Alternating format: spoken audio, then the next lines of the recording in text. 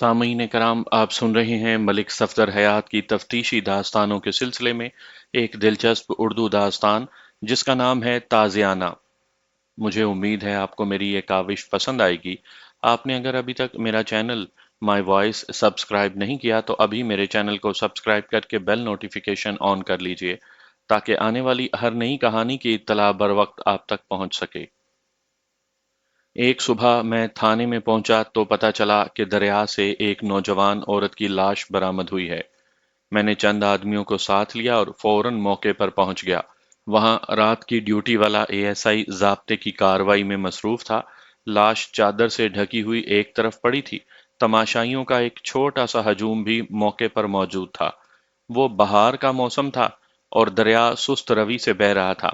ASI ने मेरे इस्तफसार पर बताया कि वो खुदकुशी का केस मालूम होता है। मैंने पूछा, मुतवफ़िया के वरसा का कुछ पता चला? औरत दूसरे इलाके की मालूम होती है, उसने जवाब दिया। लाश बहती हुई यहाँ पहुंची है। दरिया में डूबने के इक्का दुक्का वाकयात होते रहते थे, उनमें ज्यादा तादाद शौकिया नहाने वालों की होती थी। कभी कभार खुदकुशी का केस भी हो जाता था, जिनमें ससुराल या शोहरों की सताई हुई नौजवान औरतें या मुआशी बदहाली का शिकार लोग शामिल होते थे। औरतें अमूमन कुएं या दरिया में छलांग लगाकर खुदकुशी करती थीं। गालिबन उनके लिए ये सहल तरीका था। मैंने लाश के चेहरे से चादर हटाकर देखा। वो गोल चेहरे वाली खूबसूरत औरत थी। उसके नकूश कदरे मोटे थे और उम्र 26-27 साल के लगभग मालूम होती थी। अचानक मुझे उसकी गर्दन पर कुछ निशानात दिखाई दिए। मैं पंजों के बल जमीन पर बैठ गया और बगौर उन निशानात का मुआयना किया। निशानात खासे नुमायां थे। मालूम यह होता था कि किसी कपड़े से उसका गला घोंटा गया था। गोया वो खुदकुशी का नहीं, कत्ल का केस था। लाश का चेहरा देखने के लिए काफी लोग मेरे इर्द गिर्द इकट्ठे हो गए थे। मैंने उनसे पूछा कि क्या कोई शख्स इस औरत को पहचानता है। लोग एक दूसरे की तरफ देखने लगे। उनमें से कोई भी उसे नहीं पहचानता था। औरत के कानों में सोने की बालियां और हाथों में कांच की चूड़ियां थीं। इसका ये मतलब था कि किसी ने इसे लूटने के लिए कत्ल नहीं किया था। मैंने मजीद चादर हटाई तो मुझे काले रंग का एक दुपट्टा भी दिखाई दिया जो वैसे ही लाश के ऊपर रखा था। मेरे दिल में ये सवाल पैदा हुआ कि अगर लाश दूर से बहती हुई आई थी तो दुपट्टा जिस्म से अलग क्यों नहीं हुआ। मैंने एएसआई से पूछा, लाश किसने दरियाफ्त की थी? नवाबदीन मछेरे ने, उसने जवाब दिया। नवाबदीन की झुग्गी वहां से चंद कदम के फासले पर थी। मैंने एक आदमी को भेजकर उसे बुलाया और पूछा कि उसे लाश कहाँ और किस हालत में मिली थी। वो अधेड़ उम्र का सीधा साधा आदमी था और माहीगिरी करता था। उसने मुझे बताया कि वो रात को दरिया के आर पार एक लंबी डोर लगा देता था, जिसमें थोड़े थोड़े फासले पर 25-30 कांटे लगे होते थे। उस डोर को वो दोनों किनारों पर गड़ी हुई मजबूत लकड़ियों से बांध देता था। अलग सुबह वो मामूल के मुताबिक अपनी छोटी सी बेड़ी में बैठकर कांटे चेक करने लगा। मौसम अच्छा था और तकरीबन हर कांटे में एक आध मछली फंसी हुई थी। वो मछलियों को कांटों से अलग करके कश्ती में डालता जाता था। दफातन उसने एक भारी शय कांटे के साथ अटकी हुई देखी। पूरी डोर उसके वजन से खींची जा रही थी। उसने करीब जाकर देखा तो वो एक औरत की लाश थी, जिसका लिबास एक कांटे में फंस गया था। उसने कांटा अलग किया और लाश को कश्ती में डालकर किनारे पर पहुंचा दिया। फिर अपने एक रिश्तेदार को फौरन थाने रवाना कर दिया। मैंने पूछा, ये दुपट्टा कहाँ था? जनाब, दुपट्टा गले में बंधा हुआ था, उसने सादगी से जवाब दिया। बीच में गिरा लगी हुई थी, मैंने उतार कर लाश के ऊपर डाल दिया। मैंने लाश के ऊपर रखा हुआ दुपट्टा निकाल लिया और नवाबदीन की तरफ बढ़ाते हुए कहा, जिस तरह ये दुपट्टा लाश के गले में बंधा था उसी तरह अपने गले में बांध कर दिखाओ। ये सुनकर उसका चेहरा सफेद पड़ गया और वो जल्दी से पीछे हट गया। तौबा तौबा, उसने कहा, अल्लाह माफ करे, ये नामहरम औरत का कपड़ा है, मैं इसे गले में नहीं डाल सकता। मैंने करीब खड़े लोगों पर नजर डाली। एक नौजवान ने मफलर गले में डाल रखा था। मैंने उससे मफलर लेकर नवाबदीन मछेरे को दिया और कहा, मैं सिर्फ ये देखना चाहता हूं कि दुपट्टा किस तरह गले में बंधा हुआ था। ये मफलर अपने गले में बांध कर दिखाओ। मेरे जहन में दो ख्यालात आए थे। या तो इस औरत ने छत से लटक कर खुदकुशी की थी और इसके ससुराल वालों ने बदनामी के खौफ से इसकी लाश दरिया में फेंक दी थी, और या दुपट्टे से इसका गला घोंटा गया था। नवाबदीन ने मफलर मेरे हाथ से ले लिया और उसे गले में डालकर वस्त में एक गिरा लगाई। बोला, जनाब, ये दुपट्टा इस तरह गले में बंधा हुआ था। मैंने पूछा, गिरा ढीली थी या सख्त? उसने सोचते हुए जवाब दिया, ज्यादा ढीली नहीं थी। वाज़ेह तौर पर औरत को दुपट्टे से फंदा लगाकर कत्ल किया गया था और वो किसी दूसरे इलाके से बहती हुई वहां आई थी। दरिया के जिस मुकाम से लाश बरामद हुई थी, वहां से 100 सवा 100 गज दूर पहले भी एक वारदात हुई थी। तकरीबन 1 साल कबल वहां से तारिक नामी एक बच्चे की लाश बरामद हुई थी। बहरहाल ज़ाब्ते की कार्रवाई मुकम्मल करने के बाद मैंने लाश पोस्टमार्टम के लिए भिजवा दी। ये बात यकीनी थी कि मुतवफ़िया इस कस्बे की रहने वाली नहीं थी। थाने पहुंचकर मैंने एक पुलिस पार्टी तैयार की और उसे दरिया के बालाई हिस्से में वाक़या देहात की तरफ रवाना कर दिया। इसके अलावा मैंने पुलिस के मुखबरों को भी सुन गुन लेने की हिदायत की। पुलिस पार्टी शाम को नाकाम वापस आ गई। अगली सुबह एक मुखबिर ने मुझे बताया कि मौजा टाहलियाँ की एक नौजवान शादीशुदा औरत, जिसका नाम सफिया उर्फ सफ़ो बताया जाता है, चंद रोज हो गए घर से भाग गई थी, लेकिन घर वालों ने रपट दर्ज नहीं करवाई और बात को छुपाने की कोशिश कर रहे हैं। मैंने 2 आदमियों को साथ लिया और तांगे में बैठकर मौजा टालियां पहुंच गया। मेरे पास मुतवफ़िया की एक तस्वीर भी थी, जो मैंने गुज़िश्ता रोज़ तैयार करवाई थी। ये गांव दरिया से 1.5-2 फरलांग मशरिक की तरफ था। उस तरफ एक नीम पुख्ता सड़क जाती थी। गांव ज्यादा बड़ा नहीं था। नंबरदार को हमारी आमद के बारे में पता चला तो वो खुद हमारे इस्तकबाल के लिए दौड़ा आया और हमें अपनी हवेली में ले गया। उसका नाम चौधरी नूर जमाल था और उससे मेरी पुरानी शनासाई थी। मलिक साहब, खैरियत तो है? उसने रस्मी कलमात के बाद पूछा। किसी मफरूर के पीछे आए हैं? ऐसी कोई बात नहीं है, मैंने कहा। इधर से गुजर रहे थे कि सोचा 2 घूंट पानी पीते जाएं। पानी का तो मैंने पहले ही कह दिया है, नंबरदार ने कहा। आप खाना भी इधर ही खाएंगे, हम ज्यादा देर नहीं रुकेंगे। उसने एक लड़के को आवाज देकर करीब बुलाया और कहा कि काका, जल्दी से चाची के पास जा, उसे कह कि अपने थानेदार साहब आए हैं, जल्दी से 2 कुकड़ भून ले और 20-25 परोठे पका ले। एएसआई ने कहा, चौधरी साहब, 20-25 पराठे कौन खाएगा? ओए बादशाह, खाया पिया करो। थोड़ी देर बाद एक नौजवान लस्सी से भरा हुआ डोल और 3-4 गिलास ले आया। खासी गाढ़ी लस्सी थी, ऊपर मक्खन तैर रहा था। हमने लस्सी पी और कुछ देर तक इधर उधर की बातें करते रहे। गांव में हमारी आमद की खबर हो चुकी थी और कई लोग हमें सलाम करने आ रहे थे। थोड़ी देर के बाद 2 लड़के अंदर आए और दोनों हाथों से बारी बारी मुझे सलाम किया। उनकी शक्लें कुछ जानी पहचानी सी लगीं। मेरा नाम लतीफ़ है जी, एक लड़के ने कहा, और ये मेरा दोस्त जलील है। मैंने पूछा, कोई काम तो नहीं? तुसी सानू पहचाना नहीं? लतीफ़ ने कहा। छड़ यार, मैंने तुम्हें पहले ही कहा था, जलील ने हौले से कहा। पहचान लिया तो इनाम शिनाम देना पड़ेगा। एएसआई ने कहा, की गल है काका, बड़ा औखा पिया बोलना है। मलिक साहब जी, मैं तीफी हूँ और ये जीला। तभी मुझे याद आया कि इन दोनों ने एक सरबरीदा लाश के सिलसिले में मुखबरी की थी और उस वक्त भी इनाम की बात की थी। मैंने जेब से कुछ नोट निकाल कर तीफी को दिए और कहा, हाँ भाई, इनाम के तो तुम वाकई मुस्तहिक थे। इसके बाद तुम मिले ही नहीं, ये रख लो, आधे आधे बांट लेना। मलिक साहब, तुसी तकलीफ ना करो जी, चौधरी नूर जमाल ने कहा। इन्हें हम इनाम दे देंगे। ओए काका, चल मलिक साहब दे पैसे वापस कर। तीफी का मुंह लटक गया। उसने पैसों वाला हाथ मेरी तरफ बढ़ा दिया, बोला, लो जी, वापस ले लो। रख लो रख लो, मैंने कहा। इनाम वापस नहीं लिया जा सकता, ऐश करो। दोनों कनखियों से नंबरदार की तरफ देखते हुए बाहर चले गए। उनके जाने के बाद मैंने सरसरी अंदाज में कहा, नंबरदार, सुना है कि पिंड की एक लड़की घर से भाग गई है। उसने कदरे चौंक कर मेरी तरफ देखा, बोला, आपको किसने बताया है? बस इधर उधर से सुन लिया, मैंने कहा। हमारे पास हर रंग के आदमी आते रहते हैं। कदरे तामुल के बाद उसने कहा, सुना तो मैंने भी है, लेकिन मुझे पूरी बात मालूम नहीं है। लड़की के घर वाले बात को छुपा रहे हैं। कौन लोग हैं ये?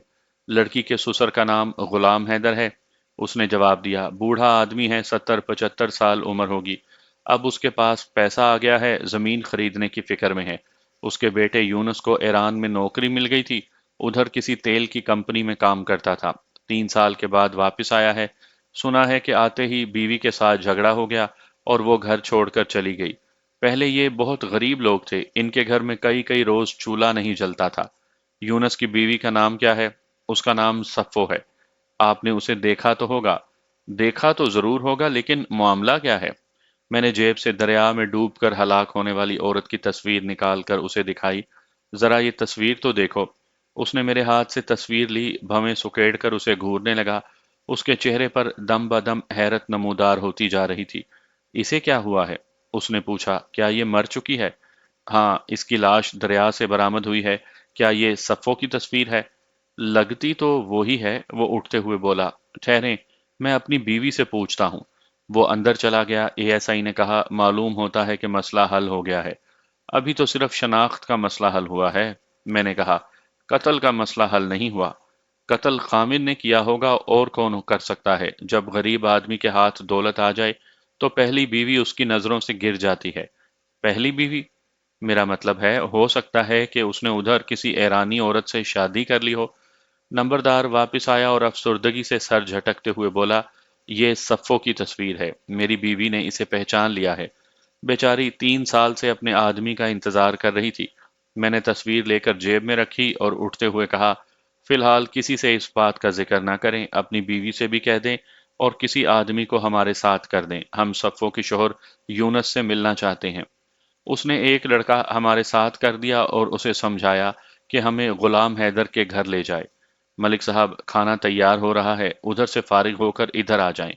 तांगे वाले ने घोड़ा खोल दिया था और एक पेड़ के साए में बैठा चंद देहातियों से बातें कर रहा था। हमें देखकर सब लोग खड़े हो गए। तांगे वाले ने आजिजी से पूछा, हजूर, तांगा जोत लूं? अभी आराम से बैठो, एएसआई ने कहा। नंबरदार खाना वाना तैयार करवा रहा है, आज देर हो जाएगी। वो कुछ नहीं बोला, ताहम उसके चेहरे पर नागवारी नमूदार हो गई। वो दोबारा साए में बैठ गया और चाबक जमीन पर मारने लगा। गुलाम हैदर का घर गांव के आम घरों जैसा था, अलबत्ता उसके सहन की दीवार पुख्ता ईंटों की थी और नई मालूम होती थी। वहां ज्यादातर मकानों की दीवारें गारे की बनी हुई थी, जिन पर चिकनी मिट्टी की लिपाई की हुई थी। दस्तक के जवाब में एक नौजवान लड़की दरवाजे पर आई और आंखें फैलाकर हमारी तरफ देखने लगी। जो लड़का हमारे साथ आया था उसने लड़की से कहा, यूनस भाई को बाहर भेजो, थानेदार साहब उससे मिलने आए हैं। लड़की के चेहरे पर परेशानी नजर आने लगी। बोली, यूनस चाचा तो शहर गए हुए हैं। बात क्या है जी? बात तुम्हारे मतलब की नहीं है। मैंने कहा, घर में और कौन है? लड़की ने साफ सुथरी सूती शलवार कमीज पहन रखी थी और सर पर सूती चादर थी। चेहरे मोहरे से समझदार लगती थी। घर में बाबा है, उसने जवाब दिया। जाओ, उसे हमारे बारे में बताओ। हाला जी, लड़की ने कहा और अंदर चली गई। थोड़ी देर के बाद एक सफेद रेश बूढ़ा खांसता हुआ दरवाजे पर आया। उसने छोटे साइज के गोल शीशों वाला नजर का चश्मा लगा रखा था। गली के कुछ नंग धड़ंग बच्चे हमारे इर्द गिर्द जमा हो गए थे। कौन हो तुसी? बूढ़े ने हमारा जायजा लेते हुए पूछा। किसी ने रपट दर्ज कराई है हमारे खिलाफ? चाचा, हम बड़ी दूर से आए हैं, एएसआई ने कहा। कोई कमरा खुलवाओ, अंदर बैठकर बात करेंगे। बूढ़े ने अंदर मुंह करके कहा, काकी जीरा, बैठक दा जरा बुआ ते खोल, परोने आए हैं। बैठक सस्ते फर्नीचर से आरास्ता थी। दीवारों पर पुराने कैलेंडरों की तस्वीरें चस्पा थीं। मैंने कुर्सी पर बैठने के बाद कहा, चाचा, हम तुम्हारी बहू से मिलना चाहते हैं। मेरी बहू से? उसका नाम सफ़ो ही है ना? नाम तो उसका यही है, पर वो तो इधर नहीं होती। क्यों? क्या तुम्हारे बेटे ने उसे घर से निकाल दिया है? घर से तो नहीं निकाला, पर कोई गड़बड़ है जरूर। मुझे ये लोग कुछ नहीं बताते। एक अधेड़ उम्र औरत चादर से काना पर्दा करती हुई कमरे में आ गई। खासे मजबूत जिस्म की औरत मालूम होती थी। उसके साथ 3-4 साल का एक बच्चा भी था। जीरा नामी लड़की भी झिझकती हुई अंदर आ गई। बात क्या है जी, थानेदार साहब? औरत ने मजबूत लहजे में पूछा। क्या सफ़ो ने हमारे खिलाफ कोई पर्चा वर्चा कटवा दिया है? ये मेरी बड़ी बहू है, बूढ़े गुलाम हैदर ने कहा। पर्चे की बात छोड़ो बीबी, मुझे यह बताओ कि सफ़ो है कहाँ? पर्चा तो अभी कटेगा। आप सच सुनना चाहते हैं? तुम्हारा क्या ख्याल है कि मैं इतनी दूर से झूठ सुनने के लिए आया हूं? सच्ची बात यह है जी कि कुड़ी घर से भाग गई है, औरत ने कहा। हमें उसका कुछ पता नहीं है। तुम लोगों ने थाने में रपट क्यों नहीं लिखवाई? रपट लिखवानी कोई जरूरी तो नहीं है, बूढ़े ने कहा।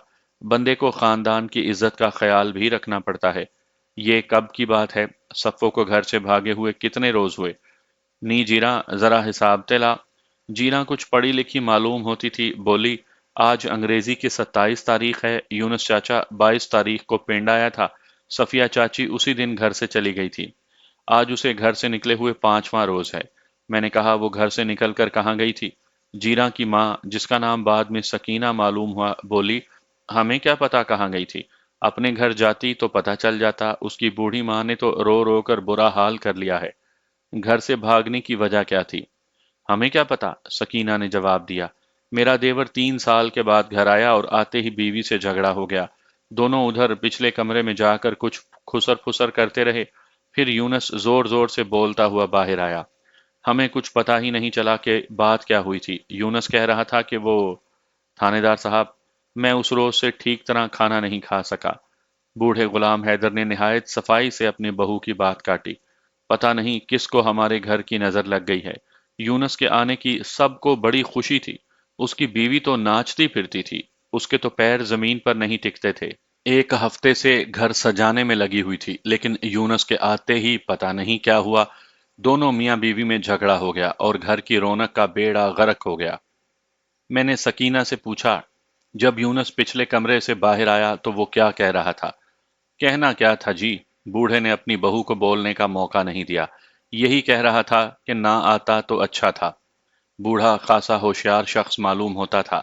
हमारी आमद की वजह से उसने ये अंदाजा लगा लिया था कि उसकी बहू के साथ कोई गड़बड़ हो चुकी है, और गालिबन सकीना कोई ऐसी बात कहने वाली थी जो यूनस के खिलाफ जा सकती थी। यूनस वापस कब आएगा? मैंने पूछा। बूढ़े और उसकी बहू ने बैक वक्त जवाब दिया, और दोनों के जवाब एक दूसरे से मुख्तलिफ थे। सकीना ने जवाब दिया कि यूनस ने 12-1 बजे तक वापस आने का वादा किया था। बूढ़े ने जवाब दिया कि उसका बेटा अगले रोज वापस आएगा। इस असना में सकीना ने जीरा के कान में कुछ कहा और वो कमरे से निकल गई। मैंने बूढ़े से कहा, चाचा, तुम्हारा बेटा अपनी बीवी के पीछे तो जरूर गया होगा। मुझे कुछ पता नहीं जी, बूढ़े ने जवाब दिया। ये लोग मुझे कुछ बताते ही नहीं। अव्वल तो वो पीछे गया ही नहीं होगा, और अगर गया होगा तो सफ़ो वापस आने पर राजी नहीं हुई होगी। यूनस बीवी के पीछे नहीं गया, सकीना ने कहा। फिर सफ़ो का तो कुछ पता ही नहीं चला कि कहाँ गई है। ना अपनी माँ के घर गई और ना किसी रिश्तेदार के घर। इसका मतलब है कि सफ़ो का आज तक कुछ पता नहीं चला। कुछ पता चलता तो इधर गांव में ही होती। इस असना में जीरा शरबत के 2 गिलास बना कर ले आई। मैंने एक गिलास एएसआई को दिया और एक सिपाही के लिए भिजवा दिया जो बाहर खड़ा था। जीरा ने पूछा, आपके लिए और शरबत लाऊं? नहीं, मैंने थोड़ी देर पहले लस्सी पी है। एएसआई शरबत पी चुका तो मैं जाने के लिए खड़ा हो गया, और जाते जाते पूछा, यूनस शहर कब गया था? कल दोपहर के वक्त घर से निकला था, सकीना ने जवाब दिया। उसने कहा था कि वो रात उधर ही रहेगा। मैंने बूढ़े से कहा कि यूनस जैसे ही घर आए उसे थाने भेज दे। ये कहकर मैं वहां से रुखसत हो गया। नंबरदार की हवेली की तरफ जाते हुए मुझे ख्याल आया कि यूनस कल से गैर हाजिर था, रात को घर नहीं पहुंचा था, और सफ़ो को गुज़िश्ता रात ही कत्ल किया गया था। इस एतबार से यूनस की पोजीशन सख्त मशकूक थी। हवेली में नंबरदार हमारा मुंतजिर था। क्यों जनाब, हो गई मुलाकात? उसने पूछा। मुलाकात तो नहीं हुई, मैंने जवाब दिया। यूनस गांव से बाहर गया हुआ है। वैसे ये आदमी कैसा है? पहले तो बड़ा भला आदमी था, अब पैसा हाथ में आने के बाद थोड़ा सा फन्ने खां बन गया है। आप ऐसा करें कि अपना कोई भरोसे वाला आदमी गुलाम हैदर की गली में बिठा दें। उससे कहें कि यूनस जैसे ही वापस आए हमें खबर कर दे। कोई लड़का हो तो ज्यादा मुनासिब रहेगा। आपके 2 शागिर्द कैसे रहेंगे? कौन से शागिर्द? वही जिनको आपने इनाम दिया है, वो तीफी और जीला।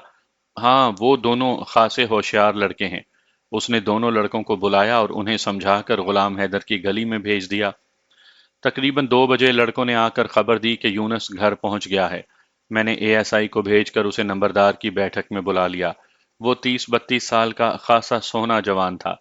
उसने तीखी किस्म की छोटी छोटी मूछें रखी हुई थी और बॉस्की का कुर्ता पहन रखा था। शलवार सफेद लट्ठे की और पैरों में पिशावरी चप्पल थी। उसने पहले चौधरी नूर जमाल को और फिर मुझे सलाम किया। उसके चेहरे पर हल्की सी घबराहट पाई जाती थी। बैठो मोहम्मद यूनस, नंबरदार ने कुर्सी की तरफ इशारा किया। वो कुर्सी पर बैठ गया और मुतवक्का नजरों से मेरी तरफ देखने लगा। जनाब ने मुझे किस लिए याद फरमाया है? बिला आखिर उसने पूछा। तुम्हारी बीवी सफ़ो कहाँ है? मैंने पूछा। वो तो घर छोड़कर चली गई है, उसने बिला झिझक जवाब दिया। मेरा अब उससे कोई वास्ता नहीं है। वो घर छोड़कर क्यों गई है? जनाब, ये तो उसी मालूम होगा। मैंने सवाल का अंदाज बदल दिया। और तुम्हारा उससे वास्ता क्यों नहीं रहा? जो औरत घर से भाग जाए उससे कोई शरीफ आदमी वास्ता नहीं रख सकता। वो सीधा साधा जवाब देने पर तैयार नहीं था। मोहम्मद यूनुस, हमें घूमर घेरियों में डालने की कोशिश ना करो। तुम्हारा अपनी बीवी से झगड़ा किस बात पर हुआ था? झगड़ा? आप किस झगड़े की बात कर रहे हैं? एएसआई, जो यूनुस के जवाबात पर खासा तिल मिला रहा था, अपने जोश को दबाते हुए बोला, मलिक साहब, यहाँ की आबो हवा ठीक नहीं है, उधर तांगे वाला भी परेशान हो रहा है। मेरा ख्याल है कि बाकी बातें थाने चल कर कर लेंगे। मेरा भी यही ख्याल है, मैंने उठते हुए कहा। तुम चलो, मैं चौधरी साहब से बात करके आता हूँ। मुझे इजाजत है जनाब। यूनुस भी खड़ा हो गया। एएसआई ने पूछा, किस बात की इजाजत? जनाब, घर जाने की इजाजत मांग रहा हूँ। घर तो हम तुम्हें जरूर पहुंचाएंगे, एएसआई ने कहा। अभी तो तुम हमारे साथ थाने चल रहे हो। लेकिन जनाब, मेरा कसूर? एएसआई ने उसकी गर्दन पर हाथ रखा और उसे धकेलता हुआ बाहर ले गया। मैंने चौधरी नूर जमाल को एक तरफ करके कहा, चौधरी साहब, हमारे जाने के बाद इसके रिश्तेदारों को सफ़ो की मौत के बारे में बता दें और उनसे कहें कि आकर उसकी लाश ले जाएं। चौधरी ने पूछा, क्या आपके ख्याल में सफ़ो को इसी ने कत्ल किया है? लगता तो यही है, लेकिन असल बात तफ्तीश के बाद ही मालूम होगी। चौधरी कदरे तामुल करते हुए बोला, मैंने सफ़ो के बारे में एक बात सुनी थी। पता नहीं सच्ची है या झूठी।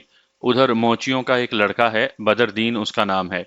वैसे बदरी के नाम से मशहूर है, कुछ पहलवानी वगैरह भी करता है और जरा बदमाश टाइप का लड़का है। सुना है उसकी सफ़ों से कुछ बातचीत वगैरह थी।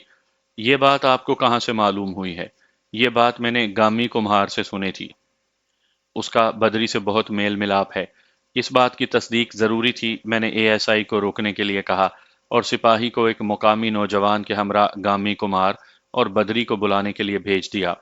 वो 15-20 मिनट के बाद वापस आ गया। उसके साथ एक फटीचर सा नौजवान था, जिसने मैली सी धोती और बनियान पहन रखी थी।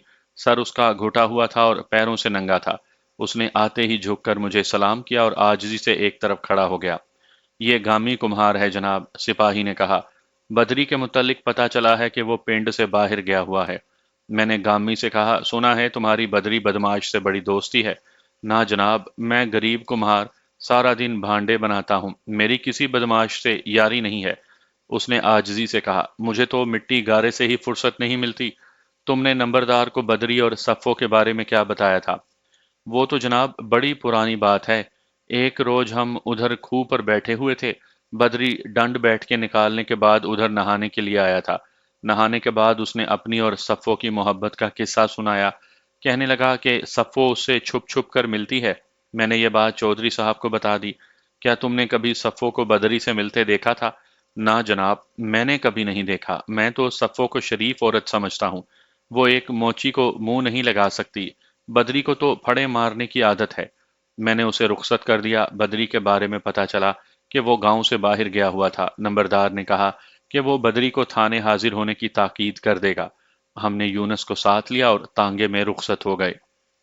शाम के वक्त यूनुस के रिश्तेदार थाने पहुंच गए लाश लेने के लिए। उनमें यूनुस का बड़ा भाई भी शामिल था। वो यूनुस से मिलना चाहते थे, मगर मैंने इजाज़त नहीं दी। अगली सुबह मैंने यूनुस को अपने कमरे में बुला लिया। एक रात हवालात में गुजारने के बाद उसका मिजाज खासा ठीक हो गया था। मैंने कहा, मोहम्मद यूनुस, अब तो तुम्हें याद आ गया होगा कि तुम्हारी बीवी कहाँ है। जनाब, मैं सच कहता हूँ, मुझे सफ़ो का कुछ इल्म नहीं है। वो नाराज होकर घर से चली गई थी। उसने आजिजी से जवाब दिया। उसके बाद मुझे उसका कुछ पता नहीं चला। झगड़ा किस बात पर हुआ था? वो जी, मामूली सी बात थी। उसने तामुल करते हुए जवाब दिया, कुछ रुपए पैसे की बात थी। आपको तो पता ही है कि औरतें फजूल खर्च होती हैं। उसका चेहरा और तर्ज तकल्लुम बता रहा था कि वो बात इसने उसी वक्त घड़ी थी। बरखुरदार, इतनी मामूली बात पर कोई औरत घर छोड़कर नहीं जाया करती। मैंने कहा, अगर जाए भी तो अपने मैके जाती है। हमें सच उगलवाना बड़ी अच्छी तरह से आता है। तुम शरीफ आदमी हो, इसलिए हम दूसरा तरीका इस्तेमाल नहीं करना चाहते। बेहतर यही है कि शराफत से सब कुछ बता दो। तुम 3 साल के बाद घर आए हो। तुम्हारे बाप ने मुझे बताया है कि सफ़ो तुम्हारी आमद की खबर सुनकर बहुत खुश थी और सारे घर में नाचती फिरती थी। वो कई रोज से घर सजाने में लगी हुई थी। फिर ऐसी कौन सी बात हो गई थी कि तुमने आते ही उसे घर से, बल्कि गांव से ही निकाल दिया? मैं ये बात नहीं बता सकता। हमें सारी बात मालूम हो चुकी है। मैंने उसे चक्कर दिया। मौचियों के बेटे बदरी और गामी कुम्हार ने मुझे सब कुछ बता दिया है, लेकिन मैं तुम्हारे मुंह से भी ये बात सुनना चाहता हूँ। जी, वो परेशानी से बोला। बदरी ने आपको सब कुछ बता दिया है? उस कमीने ने मेरे साथ वादा किया था कि वो किसी को ये बात नहीं बताएगा। تیر نشانے پر بیٹھا تھا۔ میں نے کہا، اس ٹٹ پونجیے بدماش کی کیا جرت کہ وہ ہم سے کچھ چھپا سکے، لیکن میں یہ دیکھنا چاہتا ہوں کہ اس شخص کی باتوں میں جھوٹ کتنا ہے۔ ایک طویل توقف کے بعد یونس نے ساری بات بتا دی۔ اس نے بتایا کہ جب اس کی شادی ہوئی تو ان کے مالی حالات بہت خراب تھے، اتنے خراب کہ بعض اوقات انہیں فاقے کرنا پڑتے تھے۔ وہ تھوڑا بہت پڑھا لکھا تھا۔ شادی کے 2 ماہ کے بعد وہ ملازمت کی تلاش میں لاہور چلا گیا۔ وہاں 3 4 مہینے تک چھوٹے موٹے کام کرتا رہا۔ پھر اسے ایک واقف کار کی مہربانی سے ایران کی ایک تیل کمپنی میں ملازمت مل گئی۔ وقت تھوڑا تھا اس لیے وہ گھر والوں سے ملنے بھی نہ آ سکا۔ ایران میں تنخواہ بہت اچھی تھی، اوور ٹائم کرنے کے مواقع بھی تھے۔ وہ ڈبل ڈیوٹی کرتا رہا اور خود تکلیف اٹھا کر رقم گھر بھیجتا رہا۔ 3 سال کے دوران اس نے بہت کم آرام کیا۔ وہ ہر وقت اپنے گھر والوں کے بارے میں سوچتا رہتا، خاص طور پر صفو اسے بہت یاد آتی تھی۔ وہ اپنے ہر خط میں یہی لکھتی تھی کہ جلدی واپس آؤ۔ گاؤں کو جو ریلوے اسٹیشن لگتا تھا وہ تقریباً 3 میل کے فاصلے پر تھا۔ آگے کا سفر تانگے پر کرنا پڑتا تھا۔ یونس نے مجھے بتایا کہ جب وہ ریلوے اسٹیشن پر اترا تو بہت خوش تھا۔ اس کا صندوق تحفوں سے بھرا ہوا تھا اور دل گھر پہنچنے کے لیے بے چین ہو رہا تھا۔ اسٹیشن پر 3 افراد اسے لینے کے لیے آئے ہوئے تھے۔ ان میں ایک بدری بھی تھا۔ بدری اگرچہ اچھا آدمی نہیں تھا، تاہم یونس سے اس کی پرانی یاری تھی۔ جب وہ ایک دوسرے سے گلے مل چکے تو بدری یونس کو ایک طرف لے گیا اور بولا، یونس، میں تمہیں ایک بہت بری خبر سنانے والا ہوں، ذرا اپنے دل کو مضبوط کر لو۔ بری خبر؟ یونس نے گھبرا کر پوچھا۔ ابا تو خیریت سے ہے نا؟ چاچا خیریت سے ہے، بدری نے کہا۔ خبر تمہاری بیوی کے بارے میں ہے۔ میری بات کا برا نہ ماننا، میں تمہارا پرانا یار ہوں۔ تمہارے دکھ اور میرے دکھ، اور تمہاری خوشی میری خوشی ہے۔ میں تمہیں اپنا سمجھ کر بات کر رہا ہوں۔ بات کیا ہے بدری؟ یونس نے بے چینی سے پوچھا۔ یونس، بات یہ ہے کہ تمہاری غیر حاضری میں بھرجائی ٹھیک نہیں رہی۔ بدری، یونس کا چہرہ سرخ ہو گیا۔ ذرا سوچ کر بات کرنا، یہ عزت اور غیرت کی بات ہے۔ اگر بات غلط نکلے تو میری گردن حاضر ہے۔ بدری نے کہا، بھرجائی نے گاؤں کے کسی جوان سے یارانہ لگا رکھا تھا۔ وہ راتوں کو چھپ چھپ کر اس سے ملتی تھی۔ او میرے خدا! یونس نے سر پکڑ لیا۔ بدری، تم نے بہت بڑی بات کہہ دی ہے۔ تمہارے پاس کوئی ثبوت بھی ہے یا سنی سنائی بات کر رہے ہو؟ میں اتنی بڑی بات بغیر ثبوت کے کیسے کر سکتا ہوں؟ میں نے اپنی آنکھوں سے صفو کو ایک مرد سے ملتے دیکھا تھا۔ دونوں آٹے کی چکی کے پیچھے کنویں پر ملاقاتیں کرتے تھے۔ تم بھرجائی سے صرف اتنا پوچھنا کہ وہ راتوں کو آٹے کی چکی کے پیچھے والے کنویں پر کس سے ملنے جاتی تھی۔ یونس نے بتایا کہ اس خبر سے اس کے سینے میں آگ سی لگ گئی تھی۔ اس کی ساری خوشی غارت ہو گئی۔ پھر بھی اسے بدری کی بات پر پورا یقین نہیں تھا۔ وہ سارے راستے یہ دعا کرتا گیا کہ اللہ کرے بدری کی بات جھوٹ نکلے۔ گھر پہنچ کر وہ جلدی جلدی سب سے ملا، پھر صفو کو پچھلے کمرے میں لے گیا اور کہا، صفو، تم 3 سال بھی میرا انتظار نہ کر سکی؟ یہ سن کر صفو کا رنگ سفید پڑ گیا۔ بولی، میں آپ کی بات کا مطلب نہیں سمجھی۔ صفو، عشق اور مشق چھپانے سے بھی نہیں چھپ سکتا۔ مجھے پتا چلا ہے کہ تم چکی کے پیچھے والے کنویں پر راتوں کو کسی شخص سے ملاقاتیں کرتی تھی۔ یونس نے مجھے بتایا کہ یہ سن کر صفو پر سکتہ طاری ہو گیا۔ اس نے بولنے کی کوشش کی مگر منہ سے آواز نہ نکل سکی۔ یہ دیکھ کر اسے یقین ہو گیا کہ بدری نے جھوٹ نہیں بولا تھا۔ مجھے اس شخص کا نام بتاؤ، اس نے کہا، لیکن صفو کچھ نہیں بولی۔ یونس نے کہا کہ وہ کچھ دیر تک صفو سے اس کے آشنا کا نام پوچھنے کی کوشش کرتا رہا مگر کامیابی نہیں ہوئی۔ پھر وہ کمرے سے نکل گیا۔ آدھے گھنٹے کے بعد پتا چلا کہ صفو گھر سے بھاگ گئی ہے۔ وہ پچھلے دروازے سے نکل گئی تھی۔ یونس نے مجھے ساری بات نہیں بتائی تھی۔ واضح طور پر اس نے بہت سی باتوں کا ذکر نہیں کیا تھا، تاہم ان باتوں کا اندازہ لگانا مشکل نہیں تھا۔ میں نے پوچھا، جب صفو گھر سے بھاگ گئی تو تم نے کیا کیا؟ میں نے اپنے گھر والوں سے کہہ دیا کہ کوئی شخص صفو کے پیچھے نہیں جائے گا۔ اس کے علاوہ میں نے کچھ نہیں کیا۔ برخوردار، جھوٹ بولنے سے جان نہیں چھوٹے گی۔ یہاں مشکوک چال چلن والی بیویوں کو لوگ قتل کر دیا کرتے ہیں۔ یہی اس علاقے کی ریت ہے، اور تم نے بھی یہی کیا ہے۔ جی، یہ آپ کیا فرما رہے ہیں؟ تمہاری بیوی کی لاش برآمد ہو چکی ہے، میں نے کہا۔ تم سے غلطی یہ ہوئی کہ تم نے دوپٹہ اس کے گلے میں ہی رہنے دیا۔ میری بیوی کی لاش؟ کیا صفو مر چکی ہے؟ یہ کب کی بات ہے؟ یہ بات تو تم بتاؤ گے بچو، میں نے کہا۔ فی الحال تم حوالات میں بیٹھ کر سوچو۔ تمہارے رشتہ دار صفو کی لاش گاؤں لے گئے ہیں، اور اس کی تجہیز و تکفین بھی ہو چکی ہوگی۔ یہ سن کر اس نے رونا شروع کر دیا۔ मैंने शाम तक बदरी का इंतजार किया मगर वो नहीं आया। अगले रोज मैं चंद आदमियों को साथ लेकर दोबारा मौजा टालियां पहुंच गया। चौधरी नूर जमाल ने बताया कि उसने बदरी को थाने पहुंचने की हिदायत कर दी थी। मैंने बदरी का पता पूछा और कोई इंतजार किए बगैर वहां पहुंच गया। दरवाजा खटखटाने से पहले मैंने दो आदमी मकान के पिछवाड़े की तरफ भिजवा दिए। सामने की तरफ दो दरवाजे थे, एक सहन की तरफ और एक बैठक की तरफ। मैंने बैठक के दरवाजे पर दस्तक दी। कच्ची दीवार के ऊपर एक सर नमूदार हुआ और फौरन गायब हो गया। मैंने दोबारा कदरे जोर से दस्तक दी। कुछ देर के बाद बैठक का दरवाजा खुला और एक औरत की झलक दिखाई दी। किससे मिलना है आपको? उसने पूछा। बदरी को बाहर भेजो, मैंने कहा। उससे कहो थानेदार आया है। जब मैं ये बात कर रहा था तो मैंने एक औरत को सहन वाले दरवाजे से बाहर निकलते देखा। उसने सफेद शटल कॉक बुर्का पहन रखा था। उसके पैरों में गुरगाबी थी, जिसके ऊपर सुर्ख शलवार के पांचों की झलक नजर आ रही थी। बदरदीन तो घर पर नहीं है जी, औरत ने जवाब दिया। लेकिन मेरा ध्यान बुरके वाली औरत की तरफ हो गया था। उसमें मुझे चंद खामियां महसूस हुईं। मसलन गुरगाबी उसके पैरों में तंग थी और शलवार कुछ ऊंची थी। तीसरी खामी उसकी चाल में थी। अगरचा वो आहिस्ता चल रही थी, मगर उसका कदम खासा लंबा था। मैंने हवालदार को इशारा किया और तेजी से उसके पीछे लपका। उसने हमें अपनी तरफ आते देखा तो गली पार करके तेजी से एक खुले हुए दरवाजे में दाखिल हो गई। दौड़ो, मैंने अपने साथियों से कहा और खुद भी बुरके वाली के पीछे दौड़ा। जिस दरवाजे में वो दाखिल हुई थी वो एक खुले सहन का दरवाजा था। अंदर चंद मवेशी बंधे हुए थे और दरवाजे में कदम रखते ही मेरी नज़र दो चीज़ों पर पड़ी। दरवाजे की अंदरूनी जानिब सफ़ेद बुर्का और गुरगाबी पड़ी थी।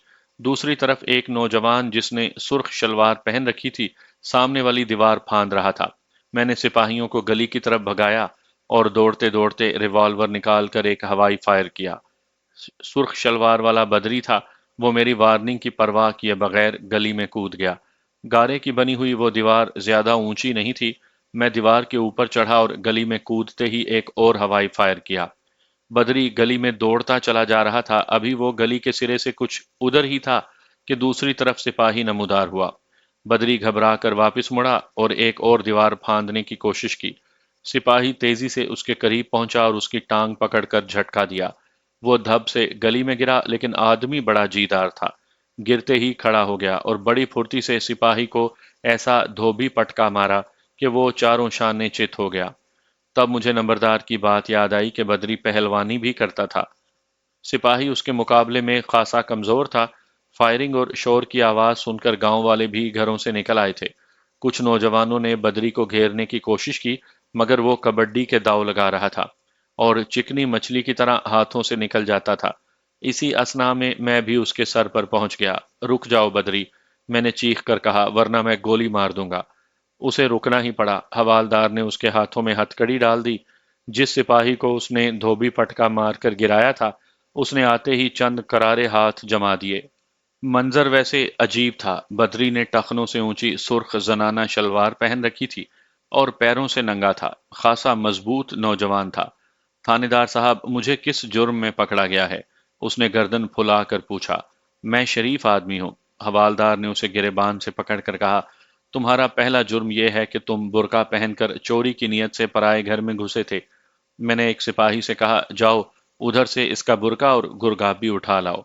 बदरी ने कहा, जनाब मैंने तो आप लोगों के डर से बुर्का पहना था, मैं चोर नहीं हूं जी। क्यों? मैंने पूछा, हमसे किस बात का डर है तुम्हें? क्या हम तुम्हारे दुश्मन हैं? फिर भी जनाब, डर तो होता ही है। फिर तो इन लोगों को भी बुर्के पहनकर घरों से निकलना चाहिए। मैंने वहां जमा हो जाने वालों की तरफ इशारा किया। लोग उसका हुलिया देखकर हंस रहे थे। माई बाप, मुझे शलवार बदलने की इजाजत तो दे दें, उसने कहा। ये लोग मुझ पर हंस रहे हैं। यही तो तुम्हारे जुर्म का सबूत है, हवालदार ने कहा। हम उसे लेकर नंबरदार की हवेली पहुंच गए। नंबरदार का आदमी हस्बे साबिक लस्सी का डोल भर कर ले आया था। कुछ देर दम लेने के बाद मैंने बदरी से पूछा, तुम थाने क्यों नहीं आए? चौधरी साहब ने तुम्हें पैगाम भी दिया था। हजूर, मैं बस आने ही वाला था। बुर्का पहनकर? बस जी, गलती हो गई। उसने मक्कारी से हाथ जोड़े। मैं समझा आप मुझे गिरफ्तार करने आए हैं। क्यों? मैंने पूछा, तुमने ये क्यों समझा? परसों आप मेरे यार को पकड़ कर ले गए थे। मैंने सोचा कि कहीं मुझे भी ना पकड़ लें। ओ पर क्यों? मैंने जोर देकर पूछा।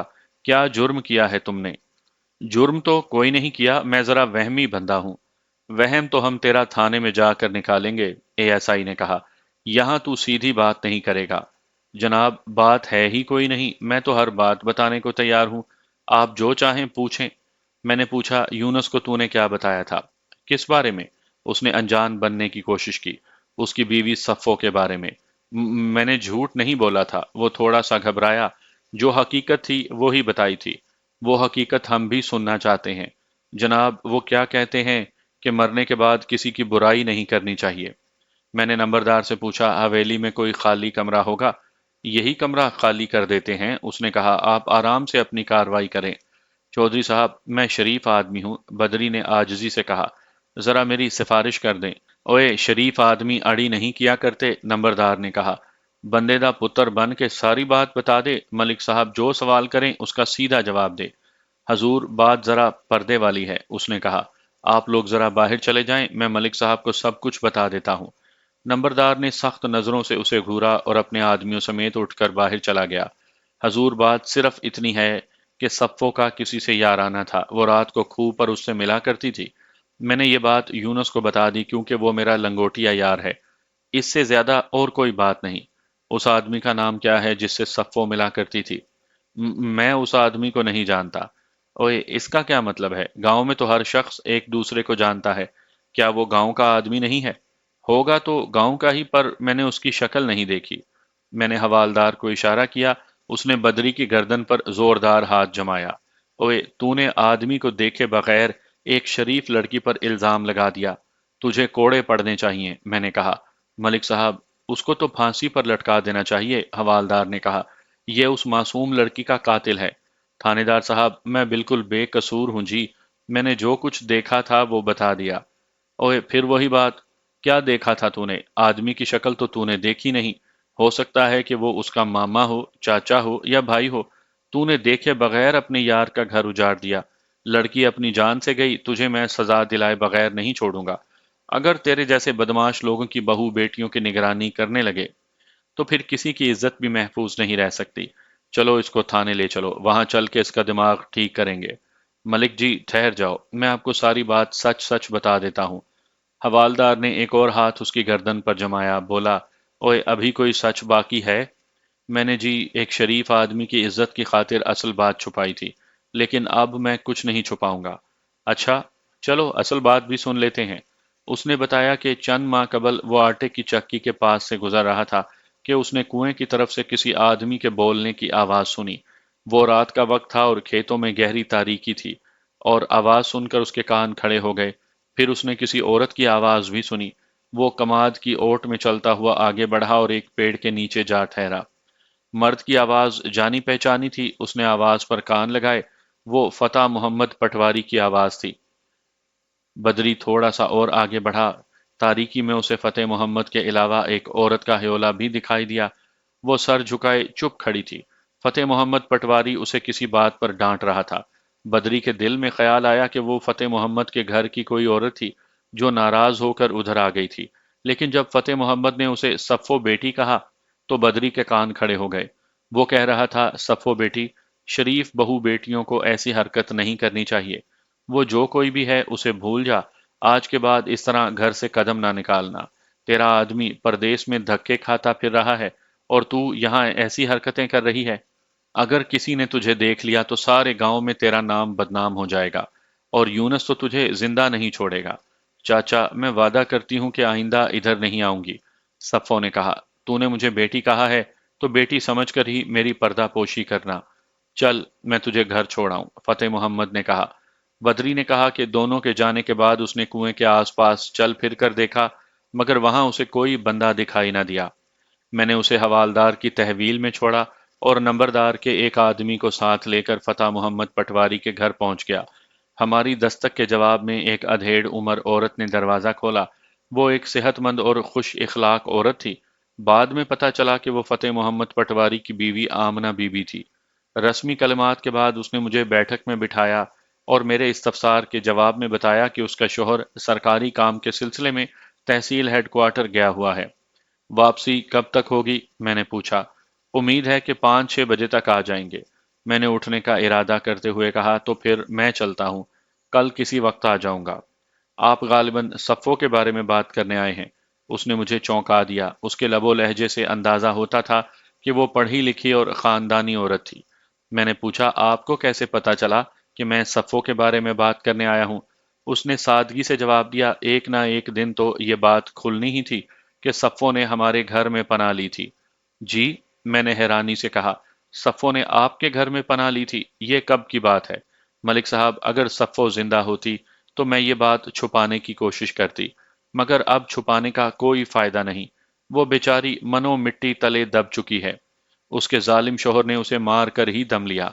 اس کی نوجوان بیٹی بھی کمرے میں آ گئی۔ اس کا نام رضیہ تھا، اور اس کے بارے میں پتا چلا کہ وہ صفوں کی گہری دوست تھی۔ دونوں باری باری صفوں کے بارے میں بتانے لگیں۔ میں نے اندازہ لگایا کہ وہ کسی ذمہ دار آدمی کو یہ باتیں بتانے کے لیے سخت بے چین تھی۔ انہوں نے خاصی حیرت انگیز تفصیل بتائی۔ اسے میں مختصر کر کے اپنے الفاظ میں بیان کرتا ہوں۔ آمنہ بی بی نے بتایا کہ 22 تاریخ کو صبح کو تقریباً 11 بجے کسی نے بہت زور سے دروازہ کھٹکھٹایا۔ اس وقت وہ چولہے پر ہانڈی چڑھانے کے بعد کمروں کی صفائی کر رہی تھی۔ اس نے اپنی بیٹی رضیہ کو آواز دی اور دروازہ کھولنے کے لیے کہا۔ رضیہ نے بتایا کہ جیسے ہی اس نے دروازہ کھولا، صفو ہانپتی ہوئی اندر گھسی اور دروازے کی کنڈی چڑھا کر اندر کی طرف بھاگی۔ وہ پیروں سے ننگی تھی اور جوتیاں ہاتھ میں پکڑ رکھی تھی۔ ماں بیٹیاں اسے بدحواس دیکھ کر گھبرا گئیں۔ آمنہ نے پوچھا، صفو، بات کیا ہے؟ تم اتنی گھبرائی ہوئی کیوں ہو؟ مجھے جلدی سے کہیں چھپا دیں، صفو نے خوفزدہ لہجے میں کہا۔ میں نے دروازے کھڑکیاں بند کر دیں۔ وہ وہ یونس مجھے قتل کر دینا چاہتا ہے۔ وہ چھری لینے گیا تھا۔ میں بھاگ کر ادھر آ گئی۔ مجھے بچا لیں، مجھے بچا لیں۔ وہ مجھے مار ڈالے گا۔ اس نے کونے میں پڑے ہوئے پلنگ کے نیچے گھسنے کی کوشش کی۔ آمنہ بی بی نے دیوار کے اوپر سے گلی میں دیکھا، مگر یونس کہیں نظر نہ آیا۔ اس نے اندر جا کر صفو کو تسلی دی اور کہا، گھبراؤ نہیں، گلی میں کوئی نہیں ہے، تم اطمینان سے بیٹھو۔ ہمارے گھر میں کوئی نہیں داخل ہو سکتا۔ اگر کسی نے ایسی کوشش کی تو میں بندوق نکال لوں گی۔ اس نے صفو کی تسلی کے لیے اپنے شوہر کی شارٹ گن نکال کر قریب رکھ لی اور پوچھا، بات کیا ہوئی ہے؟ صفو کی کچھ ہمت بندھی۔ اس نے سوچا اگر یونس کو پتہ چل جاتا کہ وہ کہاں گئی ہے تو وہ اتنی دیر میں وہاں پہنچ چکا ہوتا۔ اس نے پانی کا ایک گلاس پیا اور قدرے سنبھل کر بیٹھ گئی۔ رضیہ نے کہا کہ تمہارا شوہر تو آج ہی گھر واپس آیا ہے، آتے ہی کیا بات ہو گئی؟ کسی نے اس کے کان بھر دیے ہیں، صفو نے جواب دیا، اور میرا خیال ہے کہ یہ بدری کی حرکت ہے۔ وہ یونس کو اسٹیشن پر لینے گیا ہوا تھا۔ اس نے مجھ پر گندے الزام لگائے ہیں۔ اسے ڈر ہوگا کہ میں یونس سے اس کی شکایت نہ کر دوں۔ یہ بدری تو ہے ہی ذلیل آدمی، آمنہ بی بی نے کہا۔ بھائی طفیل کی بیٹی بشیرہ بتا رہی تھی کہ ایک روز بدری کا اس سے سامنا ہوا تو وہ راستہ روک کر کھڑا ہو گیا تھا۔ میرے ساتھ بھی اس نے یہی حرکت کی تھی، صفو نے بتایا۔ میں کھوہ پر پانی بھرنے جا رہی تھی کہ یہ اچانک میرے راستے میں آ گیا اور میرے ساتھ چھیڑ چھاڑ کرنے لگا۔ میں نے کہا، کمینے، تجھے شرم نہیں آتی پرائی عورتوں کو چھیڑتے ہوئے؟ میرا راستہ چھوڑ دے، نہیں تو میں کھپ پا کے سارا پنڈ اکٹھا کر لوں گی۔ ڈھیٹ بن کر بولا، نواز علی مجھ سے زیادہ اچھا نہیں ہے۔ صفو کے منہ سے یہ بات تو نکل گئی، لیکن وہ فوراً ہی اپنی غلطی پر پریشان نظر آنے لگی۔ نواز علی گاؤں کے پرائمری اسکول کا استاد تھا اور صفو کے پڑوس میں رہتا تھا۔ آمنہ بی بی نے مجھے بتایا کہ نواز علی کا غلام حیدر کے گھر آنا جانا تھا، اور وہ ان کے چھوٹے موٹے کام بھی کر دیا کرتا تھا، جن میں زیادہ تر لکھنے پڑھنے کے کام ہوتے تھے۔ رضیہ نے بتایا کہ صفو اس وقت تو نواز علی کی بات گول کر گئی، مگر بعد میں ساری بات بتا دی۔ اس نے بتایا کہ شروع میں اس کے دل میں کوئی ایسا ویسا خیال نہیں تھا، لیکن شوہر کی عدم موجودگی اور منہ زور جوانی کی موجودگی میں اسے نواز علی کی باتیں بہت اچھی لگتی تھیں۔ اس کے قرب میں اسے سکون ملتا تھا۔ رفتہ رفتہ یہ تعلق گہرا ہوتا چلا گیا اور بالآخر عشق کی حدوں کو چھونے لگا۔ صفو کا جی چاہتا کہ نواز ہر وقت اس کے پاس بیٹھا رہے، لیکن گھر میں یہ بات ممکن نہیں تھی۔ ایک روز نواز نے کنویں پر ملاقات کرنے کا خیال ظاہر کیا۔ شروع میں صفو نے انکار کر دیا۔ رات کی تنہائی میں کنویں پر جانا اس کے خیال میں ایک ناممکن سی بات تھی، لیکن لمبی لمبی تنہا راتوں میں بستر پر کروٹیں بدلتے ہوئے اسے یہ بات ممکن معلوم ہونے لگی۔ اس کا کمرہ الگ تھلگ تھا، بچہ کوئی نہیں تھا، رات کے وقت کسی کو اس کی غیر حاضری کا پتہ نہیں چل سکتا تھا۔ پھر کنواں بھی اتنا دور نہیں تھا۔ पिछली तरफ एक छोटी सी गली थी जिसके इख्तिताम पर खेत शुरू होते थे। सफ़ो ने रात को कई बार गली में झांका। गली हमेशा सुनसान ही नजर आती थी। बिलाखिर उसने नवाज से कुएं पर मिलने का वादा कर लिया। पहली रात वो बहुत डर रही थी, लेकिन कुछ नहीं हुआ। वो कुएं पर पहुंची तो नवाज को अपना मुंतजिर पाया। 1 घंटे के बाद वो खैरियत से वापस आ गई। ना घर वालों को पता चला और ना बाहर वालों को। झिझक दूर हो गई, खौफ जाता रहा। वो हफ्ते में एक आध बार कुएं पर जाती और नवाज से मिलकर वापस आ जाती। एक रोज फतेह मोहम्मद पटवारी ने उसे देख लिया। नवाज जल्दी से खेतों में घुस गया। फतेह मोहम्मद ने उसकी झलक जरूर देखी, लेकिन उसे पहचान न सका।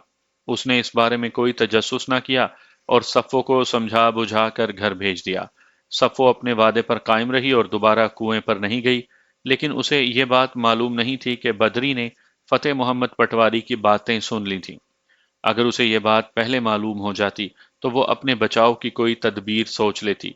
लेकिन जब यूनस ने उससे अचानक सवाल किया तो उस पर सख्ता तारी हो गया। उसने उसे ये बताने की कोशिश की कि बदरी ने उसकी इज्जत पर हाथ डाला था।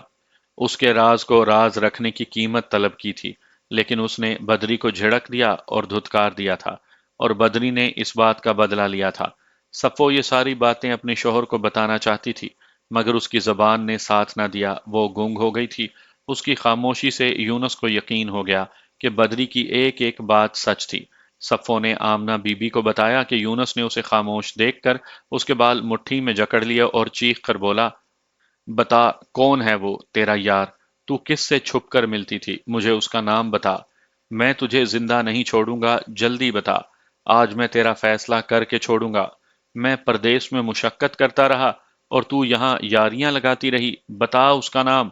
पहले मैं तेरा पेट फाड़ूंगा, फिर जाकर उसकी शहरक काटूंगा। सफो चीखें मारने लगी। वो समझ गई कि यूनस उसे जिंदा नहीं छोड़ेगा। शोर की आवाज सुनकर सारा घर इकट्ठा हो गया और सफ़ो को छुड़ाने की कोशिश करने लगा। यूनस ने अचानक सफ़ो को छोड़ दिया और बावर्ची खाने की तरफ भागा। सब समझ गए कि वो छुरी लेने गया है। सफ़ो की जेठानी ने इस मौके पर बड़ी होशियारी का सबूत दिया। उसने जल्दी से सफ़ो को पिछले दरवाजे से बाहर निकाल दिया और खुद स्टोर का दरवाजा बंद करके उसके सामने खड़ी हो गई। यूनस यही समझा कि उसकी बीवी स्टोर में है। वो छुरी लहराता हुआ वापस आया और अपनी भाभी को एक तरफ हटाकर स्टोर में घुस गया। इस असना में सफ़ो फतेह मोहम्मद पटवारी के घर पहुंच चुकी थी। सकीना का भी यही मकसद था। अगर यूनुस फौरन गली में निकल जाता तो जरूर अपनी बीवी को दौड़ते हुए देख लेता। ये सारी तफसील सुनने के बाद मैंने आमना बीबी से पूछा, सफ़ो कितने रोज आपके घर पर रही? रजिया ने हिसाब लगाकर बताया, सफ़ो तकरीबन 4 रोज हमारे घर में छुपी रही थी। अब्बा ने हमें ताकीद कर दी थी कि किसी को सफ़ो की यहाँ मौजूदगी का इल्म न हो। जब कोई मिलने वाला आता था तो सफ़ो स्टोर में या पलंग के नीचे छुप जाती थी। चौथे रोज अब्बा ने सफ़ो को किसी मोतबर शख्स के हवाले कर दिया, जो उसे लेकर रातों रात गांव से निकल गया। क्या आपको उस शख्स का नाम मालूम नहीं है? इस बारे में हमें कुछ मालूम नहीं, आमना बीबी ने कहा। उसके अब्बा ने यह बात हमें इसलिए नहीं बताई कि हमारे मुंह से कभी कोई बात ना निकल जाए। मैंने पूछा, जो बातें आपने मुझे बताई हैं, क्या वो आपके शोहर को मालूम है? सब की सब नहीं मालूम, उसने जवाब दिया। मसलन ये नवाज अली वाली बात हमने उन्हें नहीं बताई। आप भी इस बात का जिक्र ना करें। अगर यूनस को यह बात मालूम हो गई तो वो नवाज को जिंदा नहीं छोड़ेगा। मैं उसके अब्बा की मौजूदगी में ये सारी बातें आपको नहीं बता सकती थी। आपने सफ़ो को उसकी माँ के हवाले क्यों ना किया? मैंने पूछा। उसकी माँ बेवा और गरीब औरत है, वो बेटी की हिफाजत नहीं कर सकती थी। दूसरी बात यह है कि सफ़ो माँ के पास जाना भी नहीं चाहती थी। मैंने आमना बीबी से इजाज़त ली और वहां से निकलकर नंबरदार के घर की तरफ रवाना हो गया। सूरत हाल नया रुख इख्तियार कर गई थी। अब देखने वाली बात यह थी कि फतेह मोहम्मद ने सफ़ो को किसके सपुर्द किया था और उसने लड़की को कहाँ पहुंचाया था, और अगर यूनस ही सफ़ो का कातिल था तो उसे इस इंतज़ाम का कैसे इल्म हुआ था। इन बातों का जवाब जानने के लिए फतेह मोहम्मद से मुलाकात बहुत ज़रूरी थी, लेकिन उसकी वापसी तक हमारा वहां रुकना बहुत मुश्किल था। थाने में और भी बहुत से काम थे। मैंने नंबरदार से कहा, चौधरी साहब, फतेह मोहम्मद से मुलाकात तो नहीं हो सकी। वो तहसील हेडक्वार्टर गया हुआ है। आप उसे मेरा पैगाम दे दें कि वो कल थाने में आकर मुझसे मिल ले। बहुत बेहतर जनाब, आपका पैगाम पहुंच जाएगा, नंबरदार ने कहा। फिर जरा राजदाराना लहजे में बोला, یہ بدری بڑی منتیں کر رہا ہے، اس غریب کو تھانے لے جا کر کیا کریں گے؟ اسے میری ضمانت پر چھوڑ دیں، آپ جب حکم کریں گے یہ تھانے حاضر ہو جائے گا۔ میں نے بدری کو گھورتے ہوئے کہا، چودھری صاحب اسے اتنا سیدھا نہ سمجھیں، آپ نے کل بھی تو اس کو ہمارا پیغام دیا تھا، اگر یہ تھانے حاضر ہو جاتا تو ہمیں ادھر آنے کی کیا ضرورت تھی؟ حضور اب غلطی نہیں کروں گا۔ بدری نے ہتھکڑی والے ہاتھ جوڑے، آپ کا حکم ہوگا تو روزانہ تھانے میں حاضری دیا کروں گا، گاؤں میں میری بڑی عزت ہے، مجھے ہتھکڑی لگا کر نہ لے جائیں۔ بلے اوئے ٹنڈے لوٹ دیا پترا، حوالدار نے کہا، اگر تو عزت دار ہے تو پھر ان چودھریوں کا کیا بنے گا؟ میں نے کہا، اگر تو عزت دار ہوتا تو برقع پہن کر بھاگنے کی کوشش نہ کرتا، اور ابھی تو ہم نے تیرے ساتھ بہت ساری باتیں کرنی ہیں۔ باتوں کے لیے میں ہر وقت حاضر ہوں جناب، اس نے کہا، لیکن یہ ہتھکڑی، سچ بولنا شروع کر دو گے تو ہتھکڑی اتر جائے گی۔ میں نے کہا، میں تمہارے بارے میں نئی کہانیاں سن کر آیا ہوں۔ بیٹھک سے نکل کر ہم تانگے میں جا بیٹھے۔ سپاہی نے سفید برقع اور گرگابیاں دکھاتے ہوئے پوچھا، جناب ان چیزوں کا کیا کریں؟ ان کو ساتھ ہی رکھو۔ ہم تانگے میں بیٹھ کر تھانے روانہ ہو گئے۔ جب میں فتح محمد پٹواری کے گھر میں بیٹھا آمنہ بی بی سے اس کی بیٹی کی باتیں سن رہا تھا تو میرے دل میں یہ خیال موجود تھا کہ ماسٹر نواز علی سے ضرور ملوں گا، لیکن نمبردار کے گاؤں پہنچ کر یہ بات میرے ذہن سے بالکل محو ہو گئی اور تھانے پہنچ کر بھی یاد نہ آئی۔ شام کے وقت میں نے یونس کو اپنے پاس بلایا۔ وہ بہت اداس اور بجھا بجھا سا لگ رہا تھا۔ ملک صاحب، آپ نے میرے ساتھ بڑا ظلم کیا ہے، اس نے کہا۔ مجھے اپنے بیوی کے جنازے میں بھی شامل ہونے کی اجازت نہیں دی تاکہ اس کا جنازہ دیکھ کر تمہارا دل ٹھنڈا ہوتا۔ ملک صاحب، میں نے اسے قتل نہیں کیا، میں آج تمہارے گاؤں تفتیش کرنے گیا تھا، مجھے ہر بات معلوم ہو چکی ہے، میں نے بدری کو بھی گرفتار کر لیا ہے۔ تمہارا صفوں سے کس بات پر جھگڑا ہوا تھا؟ جناب، میں اس بات کا جواب دے چکا ہوں، پھر جواب دو۔ میں اس کے سر پر جا ٹھہرا، اگر جواب غلط ہوا تو اب میں تمہارا کوئی لحاظ نہیں کروں گا۔ میرا خیال ہے کہ اب ان باتوں کا کوئی فائدہ نہیں۔ میں نے اس کی گردن پر ہاتھ جمایا۔ فائدہ تو تمہیں اس وقت معلوم ہوگا جب تمہاری گردن میں پھانسی کا پھندا پڑے گا۔ جواب دو، کس بات پر جھگڑا ہوا تھا؟ گرفتاری کے بعد یہ پہلا ہاتھ تھا جو اسے پڑا تھا۔ جناب، مجھے صفوں کے بارے میں اچھی خبر نہیں ملی تھی، اس نے جواب دیا۔ اس نے کسی سے دوستی لگا لی تھی۔ یہ بری خبر تمہیں کس نے دی تھی؟ یہ بات مجھے بدر دین نے بتائی تھی، یعنی بدر دین موچی عرف بدری بدماش نے۔ وہ میرا پرانا دوست ہے، اس نے جواب دیا۔ وہ میری بیوی کے متعلق اتنا بڑا جھوٹ نہیں بول سکتا، لوگ اسے بدماش کہتے ہیں، اس میں کچھ برائیاں بھی ہیں لیکن اس نے میرے ساتھ کبھی برائی نہیں کی، اسی لیے تم نے اس کی بات پر یقین کر لیا اور اپنی بیوی کو قتل کر دیا۔ یہ جھوٹ ہے، میں نے صفوں کو قتل نہیں کیا۔ تو کیا تمہارے باپ نے اسے قتل کیا ہے؟ وہ کچھ نہ بولا۔ میں نے کہا، اب میں تمہارے پرانے دوست کی باتیں سنواتا ہوں، آؤ میرے ساتھ۔ میں اسے پوچھ گچھ کے کمرے میں لے گیا اور ایک کونے میں بٹھا کر سامنے فولڈنگ پارٹیشن رکھوا دی۔ پھر میں نے بدری کو کمرے میں بلایا اور دو خوفناک قسم کے حوالدار اس کے دائیں بائیں کھڑے کر دیے۔ اس نے ہونٹوں پر زبان پھیری اور کمرے کا سیٹ اپ دیکھ کر گھبرا گیا۔ ملک صاحب، سو رب دی، میرا کوئی قصور نہیں ہے، جو کچھ معلوم تھا میں نے آپ کو سچ سچ بتا دیا ہے، اور جو پوچھیں گے وہ بھی بتا دوں گا۔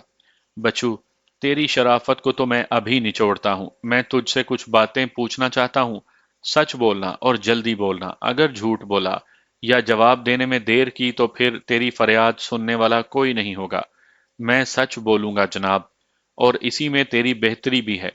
میں نے کہا، گامی کمہار نے مجھے بتایا تھا کہ صفو تجھ سے چھپ کر ملا کرتی تھی۔ یہ اس نے کہا ہے؟ میں اس کھوتے کے پتر کا سر کچی ہانڈی کی طرح توڑ دوں گا۔ ابھی اس کی بات پوری بھی نہیں ہوئی تھی کہ داہنی طرف والے حوالدار نے اسے ایک کرارا تھپڑ رسید کیا۔ سچ بولو اور فالتو بات مت کرو، حوالدار نے کہا۔ میں نے پوچھا، کیا یہ بات تو نے گامی کو بتائی تھی؟ اس نے قدرے تامل کیا لیکن حوالدار کا ہاتھ بلند ہوتے دیکھ کر جلدی سے بولا، جی یہ بات میں نے ہی کہی تھی، لیکن تم نے یونس سے یہ کہا تھا کہ صفوں کا کسی سے یارانہ تھا، کہا تھا نا؟ جی کہا تھا۔ اس آدمی کا نام کیا ہے؟ میں آپ کو بتا چکا ہوں کہ میں اس آدمی کو نہیں جانتا، بعد میں پتا چلا کہ اس کی نواز علی سے دوستی تھی، اس لیے وہ اس کا نام نہیں لینا چاہتا تھا۔ میں نے حوالدار کو اشارہ کیا۔ اس کے ساتھ ہی کمرے میں تھپڑ اور ہائے کی آواز گونجی۔ مجھے اچھی طرح یاد ہے کہ تم نے اس آدمی کو دیکھا تک نہیں تھا جس کا تمہارے خیال میں صفوں سے یارانہ تھا۔ تم نے محض اندازہ لگایا تھا، یہ سچ ہے نا؟ آہو جی، سچ ہے۔ تم نے اندازے کی بات تو اپنے یار کو بتا دی لیکن اصل بات نہیں بتائی۔ ایسا کیوں کیا تم نے؟ کون سی اصل بات جی؟ اپنے یارانے کی بات۔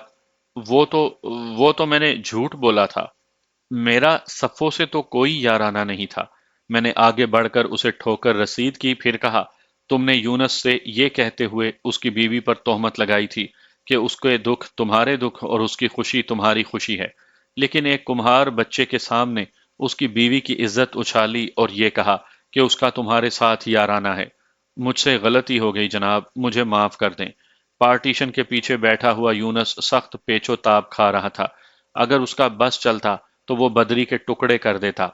میں نے بدری کو ایک اور ٹھوکر لگائی اور پوچھا، اوئے پدی بدماش، جب تو نے کھیتوں میں صفوں کا راستہ روکا تھا اور اس کے ساتھ چھیڑ چھاڑ کرنے کی کوشش کی تھی، اس وقت کیا ہوا تھا؟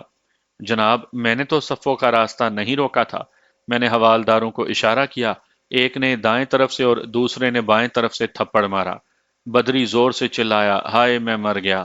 یہ خیال دل سے نکال دے کہ صفو مر چکی ہے اور ہم تیرے بیان کو چیک نہیں کر سکتے۔ میں نے کہا، صفو نے اپنی ایک معتبر سہیلی کو یہ ساری باتیں بتا دی تھی۔ میں اس سے مل کر آیا ہوں، اگر تو سچ نہیں بولے گا تو تھپڑوں سے ہی مرے گا۔ جھوٹ بولتا جا اور تھپڑ کھاتا جا۔ جناب میری توبہ، اب میں جھوٹ نہیں بولوں گا۔ تو پھر میرے سوال کا صحیح صحیح جواب دے، جب تو نے کھیتوں میں صفوں کا راستہ روکا تھا تو کیا ہوا تھا؟ صفوں نے مجھے جھڑک دیا تھا، گالیاں نکالی تھی اور برا بھلا کہا تھا۔ تم نے جواب میں کیا کہا تھا؟ اسے کس بات سے ڈرایا تھا؟ اس نے دائیں بائیں کھڑے حوالداروں کی طرف دیکھا، پھر بولا، میں نے صرف اتنا کہا تھا کہ اگر وہ نواز علی سے مل سکتی ہے تو مجھ سے کیوں نہیں مل سکتی؟ میرے دل میں سوال پیدا ہوا کہ اس نے نواز علی کا نام کیسے لیا تھا، کیونکہ اسے یہ بات معلوم نہیں تھی کہ صفو کس سے ملتی رہی تھی۔ میں نے کہا، ابھی تو تم کہہ رہے تھے کہ تمہیں اس آدمی کا علم نہیں تھا جس سے صفو ملتی تھی، اب تم کسی نواز علی کا نام لے رہے ہو۔ پوری بات بتاؤ۔ جناب، فتح محمد پٹواری والے واقعے کے بعد میں نے صفو کے گھر کے چکر لگانا شروع کر دیے۔ میں نے دیکھا کہ ماسٹر نواز علی کا صفو کے گھر بہت آنا جانا تھا، اس لیے میں نے اندازہ لگایا کہ صفو کا اسی سے یارانہ ہوگا۔ یونس جو پارٹیشن کے پیچھے بیٹھا یہ ساری باتیں سن رہا تھا، اچانک بے قابو ہو گیا۔ اس نے اس سپاہی کو جو اس کی نگرانی پر کھڑا تھا ایک طرف دھکا دیا اور گالیاں نکالتا ہوا بدری پر چڑھ دوڑا۔ وہ چیختا جاتا تھا اور لاتوں اور گھونسوں سے بدری کو مارتا جاتا تھا۔ وہ کہہ رہا تھا، بدری حرام زادے، کمینے کتے، تم نے میرا گھر برباد کر دیا۔ میں تمہیں زندہ نہیں چھوڑوں گا۔ میری بیوی تمہاری وجہ سے مری ہے، تم اس کی موت کے ذمہ دار ہو۔ میں تمہارا خون پی جاؤں گا۔ بدری اس اچانک افتاد سے بالکل بوکھلا گیا۔ وہ پیچھے ہٹتے ہٹتے دیوار سے جا لگا۔ حوالدار نے یونس کو کھینچ کر الگ کر دیا۔ اب کیا کہتے ہو محمد یونس؟ میں نے کہا، یہی وہ تمہارا لنگوٹیا یار ہے جس کے بارے میں تم کہتے تھے کہ اس نے تمہارے ساتھ کبھی برائی نہیں کی۔ مجھے اندازہ نہیں تھا کہ یہ اندر سے اتنا کمینہ شخص ہے۔ یونس نے اپنے جوش کو دباتے ہوئے کہا، اوئے بدماش، بدماش ہی ہوتا ہے جو شخص تمہارے پڑوسی کی عزت اچھال سکتا ہے، وہ تمہاری بھی اچھال سکتا ہے۔ اگر اسے اچھائی کا مطلب معلوم ہوتا تو یہ سب کے لیے اچھا ہوتا۔ بات صرف اتنی ہے کہ تمہارے ساتھ اس کا رویہ اچھا تھا، اس لیے تمہیں اس کی برائی نظر نہیں آتی تھی۔ اب یہ جان کر کہ اس نے تمہاری عزت پر بھی ہاتھ ڈالا تھا، تمہیں اس کی ساری برائیاں نظر آنے لگ گئی ہیں۔ تھانے دار صاحب، میں اس سے اپنی ذلت کا بدلہ ضرور لوں گا۔ اس نے بدری کی طرف دیکھ کر منہ پر ہاتھ پھیرا۔ موچی کی اولاد، اگر میں نے تیری کھال کے جوتے نہ بنوائے تو میرا نام بگاڑ دینا۔ تو بڑا بدماش بنا پھرتا ہے، میں تیری ساری کی ساری بدماشی نکال دوں گا۔ میں نے بدری کو حوالات میں بھیج دیا اور یونس سے کہا، برخوردار، اب ہمیں تم سے یہ پوچھنے کی ضرورت نہیں کہ تم نے اپنی بیوی کو کیوں اور کس طرح قتل کیا۔ ہمیں اس سوال کا جواب مل چکا ہے، اس لیے بہتر یہ ہے کہ تم شرافت سے اقرار جرم کر لو۔ تھانے دار صاحب، میں آپ کو یقین دلاتا ہوں کہ میں نے صفو کو قتل نہیں کیا۔ اس نے کہا، میں بالکل بے گناہ ہوں۔ ملک صاحب، یہ اس طرح نہیں مانے گا۔ حوالدار نے کہا، اس پر تھوڑی سی محنت کرنی پڑے گی۔ ابھی ایک بات واضح نہیں تھی، میں یہ جاننا چاہتا تھا کہ فتح محمد پٹواری نے صفو کو کس شخص کے سپرد کیا تھا۔ اس نے لڑکی کو کہاں پہنچایا تھا اور یونس اس تک کیسے پہنچا تھا؟ میں نے یونس سے کہا، میں تمہیں ایک رات کی مہلت اور دے سکتا ہوں، اچھی طرح سوچ لو اور ساری بات سچ سچ بتا دو۔ یہ فوری اشتعال کا کیس ہے، مجھے امید ہے کہ عدالت تمہیں موت کی سزا نہیں دے گی۔ وہ رو رو کر قسمیں کھانے لگا کہ اس نے اپنی بیوی کو قتل نہیں کیا تھا، اور یہ کہ 22 تاریخ کے بعد اس نے صفو کی شکل تک نہیں دیکھی تھی۔ محمد یونس، تو نے اپنی بیوی کو قتل کی دھمکی دی تھی یا نہیں؟ وہ تو جی، میں نے اسے ڈرانے کے لیے دھمکی دی تھی۔ اگر تو نے صرف ڈرانے کے لیے دھمکی دی ہوتی تو آج صفو زندہ ہوتی، میں نے کہا۔ جب اس نے تیرے پوچھنے پر اپنے یار کا نام نہیں بتایا تو کیا تو چھری لینے کے لیے باورچی خانے میں نہیں گیا تھا؟ اس وقت میں بہت غصے میں تھا۔ تمہیں کس بات کا غصہ تھا؟ وہ تو جناب آپ کو معلوم ہو چکا ہے، میں تمہارے منہ سے سننا چاہتا ہوں۔ بدری کی باتوں نے میرا دماغ خراب کر دیا تھا۔ کیا صفو کے غائب ہو جانے کے بعد تمہارا دماغ زیادہ خراب نہیں ہو گیا تھا؟ کیا تم نے صفو کے بھاگ جانے سے یہ نتیجہ نہیں نکالا تھا کہ بدری کا الزام سچا تھا؟ وہ تو ٹھیک ہے جی، لیکن میں قسم کھاتا ہوں کہ اس کے بعد میں نے صفو کو نہیں دیکھا۔ میں نے اسے ایک رات کی مہلت دیتے ہوئے حوالات میں بند کر دیا اور احتیاطاً الگ حوالات میں بند کیا، ورنہ اس کا بدری کے ساتھ ضرور جھگڑا ہو جاتا۔ اگلی صبح ایک ادھیڑ عمر شخص مجھ سے ملنے کے لیے تھانے میں آیا۔ اس نے سفید شلوار قمیض کے اوپر واسکٹ پہن رکھی تھی اور سر پر پگڑی تھی۔ اس نے میرے کمرے میں قدم رکھتے ہی بڑے دوستانہ لہجے میں کہا، ملک صاحب السلام علیکم۔ میں نے اندازہ لگایا کہ وہ ایک خوشحال اور خوش گفتار شخص تھا۔ میں نے اس کے سلام کا جواب دیا اور اسے کرسی پیش کی۔ بندے کو فتح محمد کہتے ہیں، وہ کرسی پر بیٹھتے ہوئے بولا۔ فتح محمد پٹواری آف ٹالیاں، مجھے معلوم ہوا ہے کہ کل آپ میرے غریب خانے پر رونق افزا ہوئے تھے۔ آپ کے گاؤں میں ایک لڑکی قتل ہو گئی ہے۔ میں نے کہا، مجھے معلوم ہوا ہے کہ آپ نے اس لڑکی کو 4 روز اپنے گھر میں چھپائے رکھا تھا۔ غلط، اس نے میری بات کاٹی۔ میں نے اسے پناہ دی تھی، چھپایا نہیں تھا۔ بات جاری رکھیں۔ چھپانا اور پناہ دینا ایک ہی بات ہے۔ میں آپ سے پھر اختلاف کروں گا، اس نے دوبارہ میری بات کاٹی۔ آپ قانون کی باریکیاں سمجھتے ہیں، اس لیے مجھے امید ہے کہ میرا نقطہ آسانی سے سمجھ جائیں گے۔ جب ہم چھپانے کی بات کرتے ہیں تو اس کا مطلب یہ ہوتا ہے کہ کسی چیز کو چھپانے میں چھپانے والے کا اپنا مقصد شامل تھا۔ یعنی زید نے اپنے کسی جائز یا ناجائز مقصد کے لیے بکر کی کوئی چیز چھپا لی۔ لیکن جب ہم پناہ دینے کی بات کرتے ہیں تو اس کا مطلب یہ ہوتا ہے کہ جس کو پناہ دی گئی ہے اسے کوئی خطرہ تھا، جان کا یا مال کا خطرہ، اور پناہ دینے والے کا اپنا کوئی مقصد شامل نہیں تھا۔ جی، بات جاری رکھیں۔ ماشاءاللہ، کافی باریک سوچ ہے آپ کی، میں نے کہا۔ آپ کے ساتھ بہت سنبھل کر بات کرنی پڑے گی۔ بہرحال میری معلومات کے مطابق صفو نامی عورت 4 دن اور 3 راتیں آپ کے گھر میں رہی۔ مبینہ طور پر آپ نے 25 تاریخ کو اسے اپنے گھر سے رخصت کر دیا اور اسی رات وہ قتل ہو گئی۔ میں یہ جاننا چاہتا ہوں کہ آپ نے اسے کس شخص کے سپرد کیا تھا؟ قتل کی بات ٹھیک معلوم نہیں ہوتی، اس نے کہا۔ میرا خیال ہے کہ اس نے خودکشی کی ہوگی۔ وہ بہت مایوس تھی اور خودکشی کی باتیں بھی کرتی تھی۔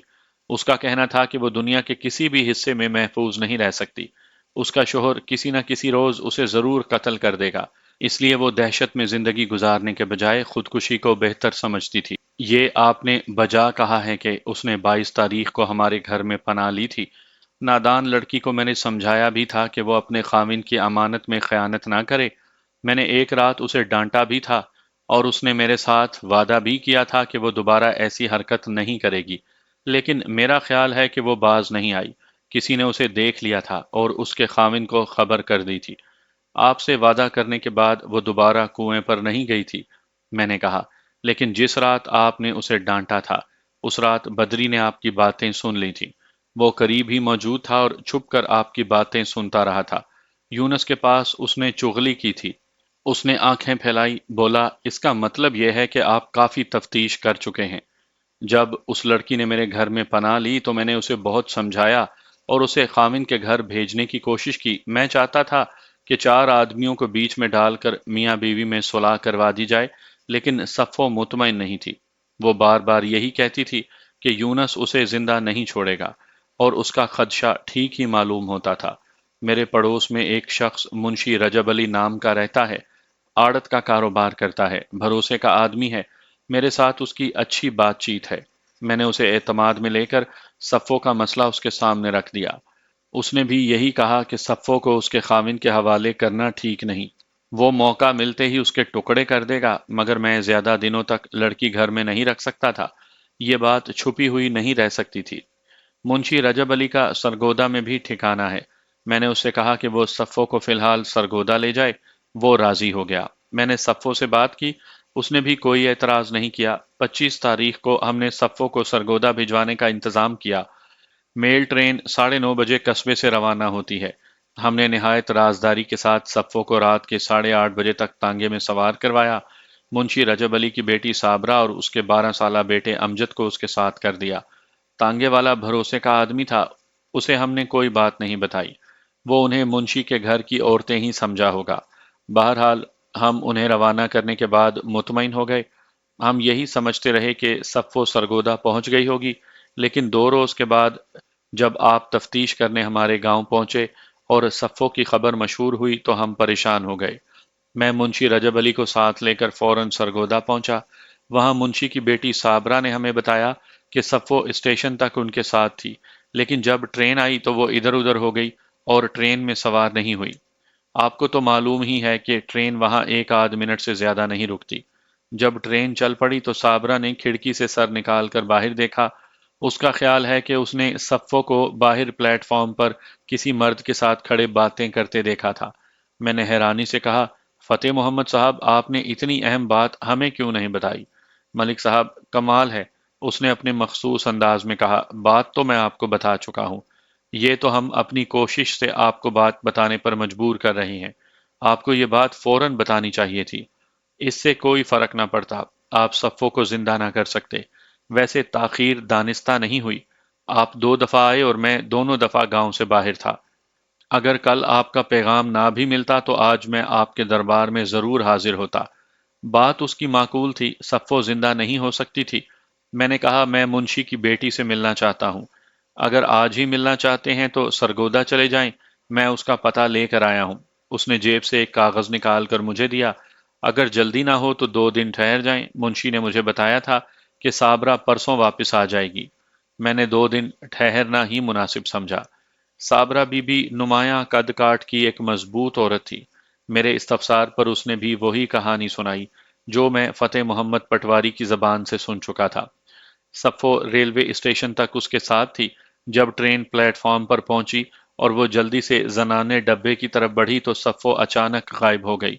मैंने कहा, मुझे फतेह मोहम्मद पटवारी की जबानी मालूम हुआ है कि तुमने उसे किसी मर्द के साथ बातें करते देखा था। ये कोई पक्की बात नहीं है, उसने जवाब दिया। जब गाड़ी चल पड़ी तो मैंने खिड़की से बाहर देखा, जंगले के पास मुझे एक औरत और एक मर्द खड़े नजर आए। अंधेरे में क्या पता चलता है जी, मेरा अंदाजा है कि वो सफ़ो थी। उधर प्लेटफॉर्म पर तुमने गांव का कोई आदमी तो नहीं देखा? मुझे मर्दों को ताकने की आदत नहीं है जी। मेरा मतलब है कि चलते फिरते आदमी पर नजर पड़ जाती है। ना जी, मैंने किसी को नहीं देखा। रास्ते में तुम्हारी सफ़ो से कोई बातचीत भी हुई थी? अब्बे ने मना कर दिया था। उसने कहा था कि तांगे वाले के सामने कोई बात ना करना, कहीं वो पहचान न ले। रास्ते में कोई गड़बड़ तो नहीं हुई? मैंने पूछा। तुम्हारे तांगे के आगे पीछे कोई दूसरा तांगा या कोई साइकिल वगैरह? तांगा तो कोई नहीं था। जब हम गांव से निकलकर थोड़ी दूर पहुंचे तो एक साइकिल वाला पीछे नजर आया। वो भी स्टेशन की तरफ ही जा रहा था। उसकी घंटी आहिस्ता आहिस्ता बज रही थी। पहले तो मैं समझी कि वो शरारत कर रहा है, अकेली औरत को देखकर घंटी बजा रहा है। लेकिन तांगे वाले ने मुझे बताया कि कच्चे रास्ते पर झटके लगने से घंटी बज रही थी। जब हम लोग पक्की सड़क पर पहुंचे तो घंटी बजनी बंद हो गई। क्या तुम उस साइकिल वाले को पहचान सकती हो? लो जी, फिर वही बात, मैं पराये मर्दों को नहीं देखती। वैसे भी उसने मुंह पर गुलू बंद लपेटा हुआ था। इसी असना में एक 10-12 साल का लड़का कमरे में दाखिल हुआ। मेरे इस्तफसार पर साबरा ने बताया कि वो उसका बेटा अमजद है। वो लड़का भी उसके साथ सरगोदा गया था। मैंने अमजद से पूछा, जब तुम सरगोदा जाने के लिए स्टेशन पर पहुंचे तो तुमने वहां अपने गांव के किसी आदमी को देखा था? पिंड के तो किसी बंदे को नहीं देखा, उसने जवाब दिया। सिर्फ मास्टर साहब को देखा था। कौन से मास्टर साहब? मैंने जल्दी से पूछा। वही जो हमारे स्कूल में पढ़ाते हैं, मास्टर नवाज अली। मुझे उनका नाम तो मालूम नहीं है। मुंशी रजब अली ने कहा, नवाज अली ही होगा। हमने अमजद को साथ लिया और मास्टर नवाज अली के घर पहुंच गए। میرے ساتھ ایک اے ایس آئی اور ایک سپاہی تھا۔ دستک کے جواب میں جو شخص باہر آیا وہ نواز علی ہی تھا۔ ہمیں دیکھ کر اس کے چہرے کا رنگ پھیکا پڑ گیا۔ میرے استفسار پر امجد نے بتایا کہ اس نے ماسٹر نواز علی ہی کو ریلوے اسٹیشن پر دیکھا تھا۔ اس اثنا میں نواز علی باری باری ہم سب کی طرف دیکھ رہا تھا۔ وہ 25-26 سال کا خوش شکل نوجوان تھا۔ لڑکے کی تصدیق کے بعد میں اس کی طرف متوجہ ہوا اور کہا، نواز علی، میرا نام ملک صفدر حیات ہے، میں تم سے چند باتیں کرنا چاہتا ہوں۔ جی فرمائیں، اس نے کہا۔ میں نے محسوس کیا کہ وہ اپنی گھبراہٹ چھپانے کی کوشش کر رہا تھا۔ کوئی بیٹھنے کی جگہ نہیں ہوگی؟ میں ذرا جلدی میں ہوں جی، اس نے ادھر ادھر دیکھا۔ چودھری صاحب کے بچوں کو پڑھانے کے لیے جانا ہے۔ 25 تاریخ کو رات کے 9 بجے تم ریلوے اسٹیشن کیا کرنے گئے تھے؟ کیا کوئی مہمان آنے والا تھا؟ کسی کو غلط فہمی ہوئی ہے جی، اس نے جواب دیا۔ میں تو پورے 2 مہینے سے ادھر نہیں گیا۔ یہ تمہارا شاگرد ہے، میں نے کہا۔ 25 تاریخ کو یہ اپنی ماں کے ساتھ سرگودا جا رہا تھا۔ اس روز اس نے تمہیں ریلوے اسٹیشن پر دیکھا تھا۔ واہ جناب، آپ نے اس کی بات پر یقین کر لیا، اس نے مسکرانے کی ناکام کوشش کرتے ہوئے کہا۔ یہ میرا سب سے نکما شاگرد ہے۔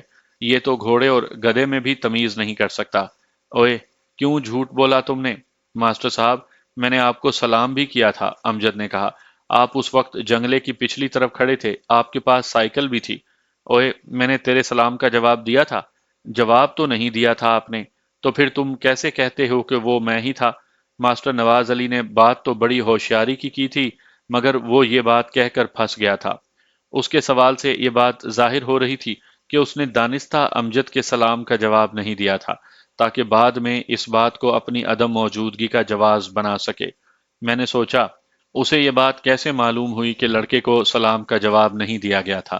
اگر لڑکے نے کسی کو غلطی سے سلام کر بھی دیا تھا تو اس شخص کو اخلاقاً جواب ضرور دینا چاہیے تھا، بلکہ وضاحت بھی کر دینی چاہیے تھی کہ وہ اس کا استاد نہیں تھا۔ نواز علی چونکہ خود کو اجنبی ظاہر کرنا چاہتا تھا، اس لیے اس نے دانستہ سلام کا جواب نہیں دیا۔ واضح طور پر صابرہ نے جس شخص کو سائیکل پر تانگے کے پیچھے آتے دیکھا تھا وہ نواز علی ہی تھا، کیونکہ امجد نے بھی سائیکل کا ذکر کیا تھا۔ مجھے صابرہ کی یہ بات یاد آئی کہ تانگے کے پیچھے آنے والی سائیکل کی گھنٹی جھٹکے لگنے سے مسلسل بج رہی تھی۔ ملک صاحب، اس وقت میں ذرا جلدی میں ہوں، نواز علی نے کہا، ورنہ آپ کی خدمت ضرور کرتا۔ میں نے قدرے تہکمانہ لہجے میں کہا، نواز علی، اپنی سائیکل باہر لے آؤ۔ جی، سائیکل؟ ہاں، میں نے سائیکل ہی کہا ہے۔ وہ اندر گیا اور سائیکل باہر لے آیا۔ میں نے وہ سائیکل سپاہی کے حوالے کی اور کہا کہ وہ اسے تیز چلاتے ہوئے گلی کے کونے تک لے جائے اور پھر واپس لے آئے۔ سپاہی نے حکم کی تعمیل کی۔ سائیکل کے ہینڈل پر گول گول سی گھنٹی لگی ہوئی تھی، جسے بجانے کے لیے اس کے لیور کو انگوٹھے سے دبایا جاتا تھا۔ گھنٹی کا سپرنگ کمزور تھا اور وہ جھٹکے لگنے سے خود بخود بجنے لگتی تھی۔ مجھے یقین ہو گیا کہ تانگے کا پیچھا کرنے والا نواز علی ہی تھا۔ گھر کے افراد، جو عورتوں اور بچوں پر مشتمل تھے، دروازے میں پریشان کھڑے تھے۔ میں نے نواز سے کہا کہ میں اس کے مفلر کو بھی دیکھنا چاہتا ہوں۔ وہ ٹال مٹول کرنے لگا۔ میں نے کہا، مجھے گھر کی تلاشی لینے پر مجبور نہ کرو۔ وہ مفلر لینے کے لیے اندر جانے لگا تو مجھے خیال آیا کہ کہیں وہ بھاگ ہی نہ جائے، لہٰذا میں نے اسے روک لیا اور کہا کہ تم اندر نہیں جا سکتے، کسی سے کہہ کر مفلر یہیں پر منگوا لو۔ اس نے دروازے میں کھڑی ایک عورت سے کہہ کر مفلر باہر منگوا لیا۔ اس کی پریشانی بڑھتی جا رہی تھی۔ میں نے اسے ساتھ لیا اور منشی رجب علی کے گھر پہنچ گیا۔ صابرہ بی بی نے مفلر دیکھ کر کہا کہ یہ ویسا ہی مفلر ہے جیسا ان کے پیچھے آنے والے سائیکل سوار نے منہ پر لپیٹ رکھا تھا۔ پھر میں نے اس کے سامنے گلی میں سائیکل چلوائی۔ اس نے سائیکل کی گھنٹی بھی پہچان لی۔ ماسٹر نواز علی نے کہا، تھانے دار صاحب، میں اس ساری کارروائی کا مطلب نہیں سمجھا۔ مطلب ہم تمہیں تھانے میں چل کر سمجھائیں گے۔ میں نے کہا، تم اس وقت زیر حراست ہو۔ زیر حراست؟ میں نے کیا جرم کیا ہے؟ اپنا جرم تم خود بتاؤ گے۔ اس نے پہلے اپنے تعلقات کا حوالہ دیا، پھر رشوت کی پیشکش کی، پھر منت سماجت کرنے لگا۔ اس زمانے میں جب میں کسی مجرم کو دیکھتا تھا تو فوراً پہچان لیتا تھا۔ میں تو یہ سمجھ چکا تھا کہ نواز علی نے جرم ضرور کیا ہے، لیکن جرم کے بارے میں ذہن واضح نہیں تھا۔ شاید میرا دل یہ تسلیم کرنے پر تیار نہیں تھا کہ اس نے اپنی محبوبہ کو قتل کر دیا تھا۔ تھانے پہنچ کر میں نے اس سے کہا، نواز علی، مجھے ساری حقیقت معلوم ہو چکی ہے۔ میں چاہتا ہوں کہ تم کسی تکلیف میں پڑے بغیر اقرار جرم کر لو۔ تھانے دار صاحب، میں ایک شریف اسکول ماسٹر ہوں، اس نے گلوگیر آواز میں کہا۔ सारा गांव मेरी शराफत की गवाही दे सकता है। इन बातों से कोई फर्क नहीं पड़ता, मैंने कहा। मैं तुम्हें एक रात सोचने के लिए देता हूँ। और हाँ, मैं एक खोजी का इंतजाम भी कर रहा हूँ, जो रेलवे स्टेशन से दरिया के बालाई हिस्से की तरफ जाएगा। मुझे यकीन है कि उसे तुम्हारा और सफ़ो का खुरा तलाश करने में कोई दिक्कत पेश नहीं आएगी, बल्कि साइकिल का खुरा भी मिल जाएगा। ये बात कहते वक्त मैं उसके चेहरे का बगौर जायजा ले रहा था। मैंने देखा ये बात सुनकर उसकी आंखों में खौफ सा उतर आया था। वैसे हकीकत ये थी कि मेरा खोजी की खिदमात हासिल करने का कोई इरादा नहीं था। अगली सुबह जब मैंने उसे पूछ-गुछ के लिए बुलाया, तो उसकी हालत ठीक नहीं थी। रात को ड्यूटी वालों ने बताया कि उसने गुज़िश्ता रोज़ से कुछ खाया-पिया भी नहीं था। मैंने उसकी नब्ज़ देखी, उसे हल्का-सा बुखार भी था। हवालात की एक रात ने उसका नक्शा ही बदल दिया था। इसमें कोई शक नहीं था कि वो आदमी वाक़ई शरीफ़ और कमज़ोर था। मैंने उसे तसल्ली दी, अपने सामने खाना खिलाया और एक सिपाही के हमरा डॉक्टर के पास भेज दिया। जब वो दवाई लेकर वापस आया तो उसका खौफ कुछ कम हो चुका था। इस असना में उसके कुछ दोस्त और रिश्तेदार भी थाने पहुंच गए, लेकिन मैंने उन्हें मुलाकात की इजाज़त नहीं दी। ज़ेरे तफ्तीश मुलजिमों को मुलाकातियों से इसलिए दूर रखना पड़ता है कि उन्हें बाहर की खबरें मालूम ना हो जाएं। उससे तफ्तीश का काम मुतासिर होता है। मैंने मास्टर नवाज अली को अपने सामने बिठा लिया और दोस्ताना लहजे में कहा, नवाज अली, जो कुछ हो चुका है उसे हम बदल नहीं सकते, लेकिन इसके असरात को कम कर सकते हैं, बशर्त ये कि तुम ताउन करो। वो कुछ ना बोला। उसका चेहरा बता रहा था कि मेरी बात उसकी समझ में नहीं आई थी। मैंने पूछा, क्या तुम सफ़ो से मोहब्बत करते थे? वो मुझसे मोहब्बत करती थी, उसने जवाब दिया। उसे मेरी ज़रूरत थी, मुझे उसकी ज़रूरत नहीं थी। वो चाहती थी कि मैं हर वक्त उसके पास बैठा रहूं। तुम्हें उसकी ज़रूरत क्यों नहीं थी? इसलिए कि अव्वल तो वो शादीशुदा थी, और दूसरी बात यह है कि मेरी मंगनी हो चुकी है, और अक्टूबर में मेरी शादी होने वाली है। अचानक उसने रोना शुरू कर दिया। मैंने पूछा, रोते क्यों हो? वो रोते हुए बोला, अब मेरी शादी नहीं हो सकेगी, और कलसूम मेरे बगैर जिंदा नहीं रह सकेगी। कलसूम कौन है? मेरी मंगेतर है। मेरे साथ बहुत मोहब्बत करती है। तुम भी उससे मोहब्बत करते हो? उसने असबात में सर हिलाया। करता हूँ। कलसूम बहुत अच्छी लड़की है। वो मेरे बगैर जिंदा नहीं रह सकेगी। मैंने उसकी बात पूरी करते हुए कहा, लेकिन घबराओ नहीं, हम उसके जिंदा रहने का सामान कर लेंगे। क्या तुमने ये बात सफ़ो को बताई थी? उसने नफ़ी में सर हिलाया, बोला, नहीं, मैं उसका दिल नहीं तोड़ना चाहता था। अब हम दोबारा सफ़ो की बात करते हैं, मैंने कहा। सफ़ो ने अपनी एक मोतबर सहेली को तुम्हारे साथ अपने मुआशके का सारा हाल बता दिया था। ये बताओ, कुएं पर मुलाकात की तजवीज़ किसने पेश की थी? ये भी सफ़ो की ही ख्वाहिश थी। वो वो मुझसे तन्हाई में मिलना चाहती थी।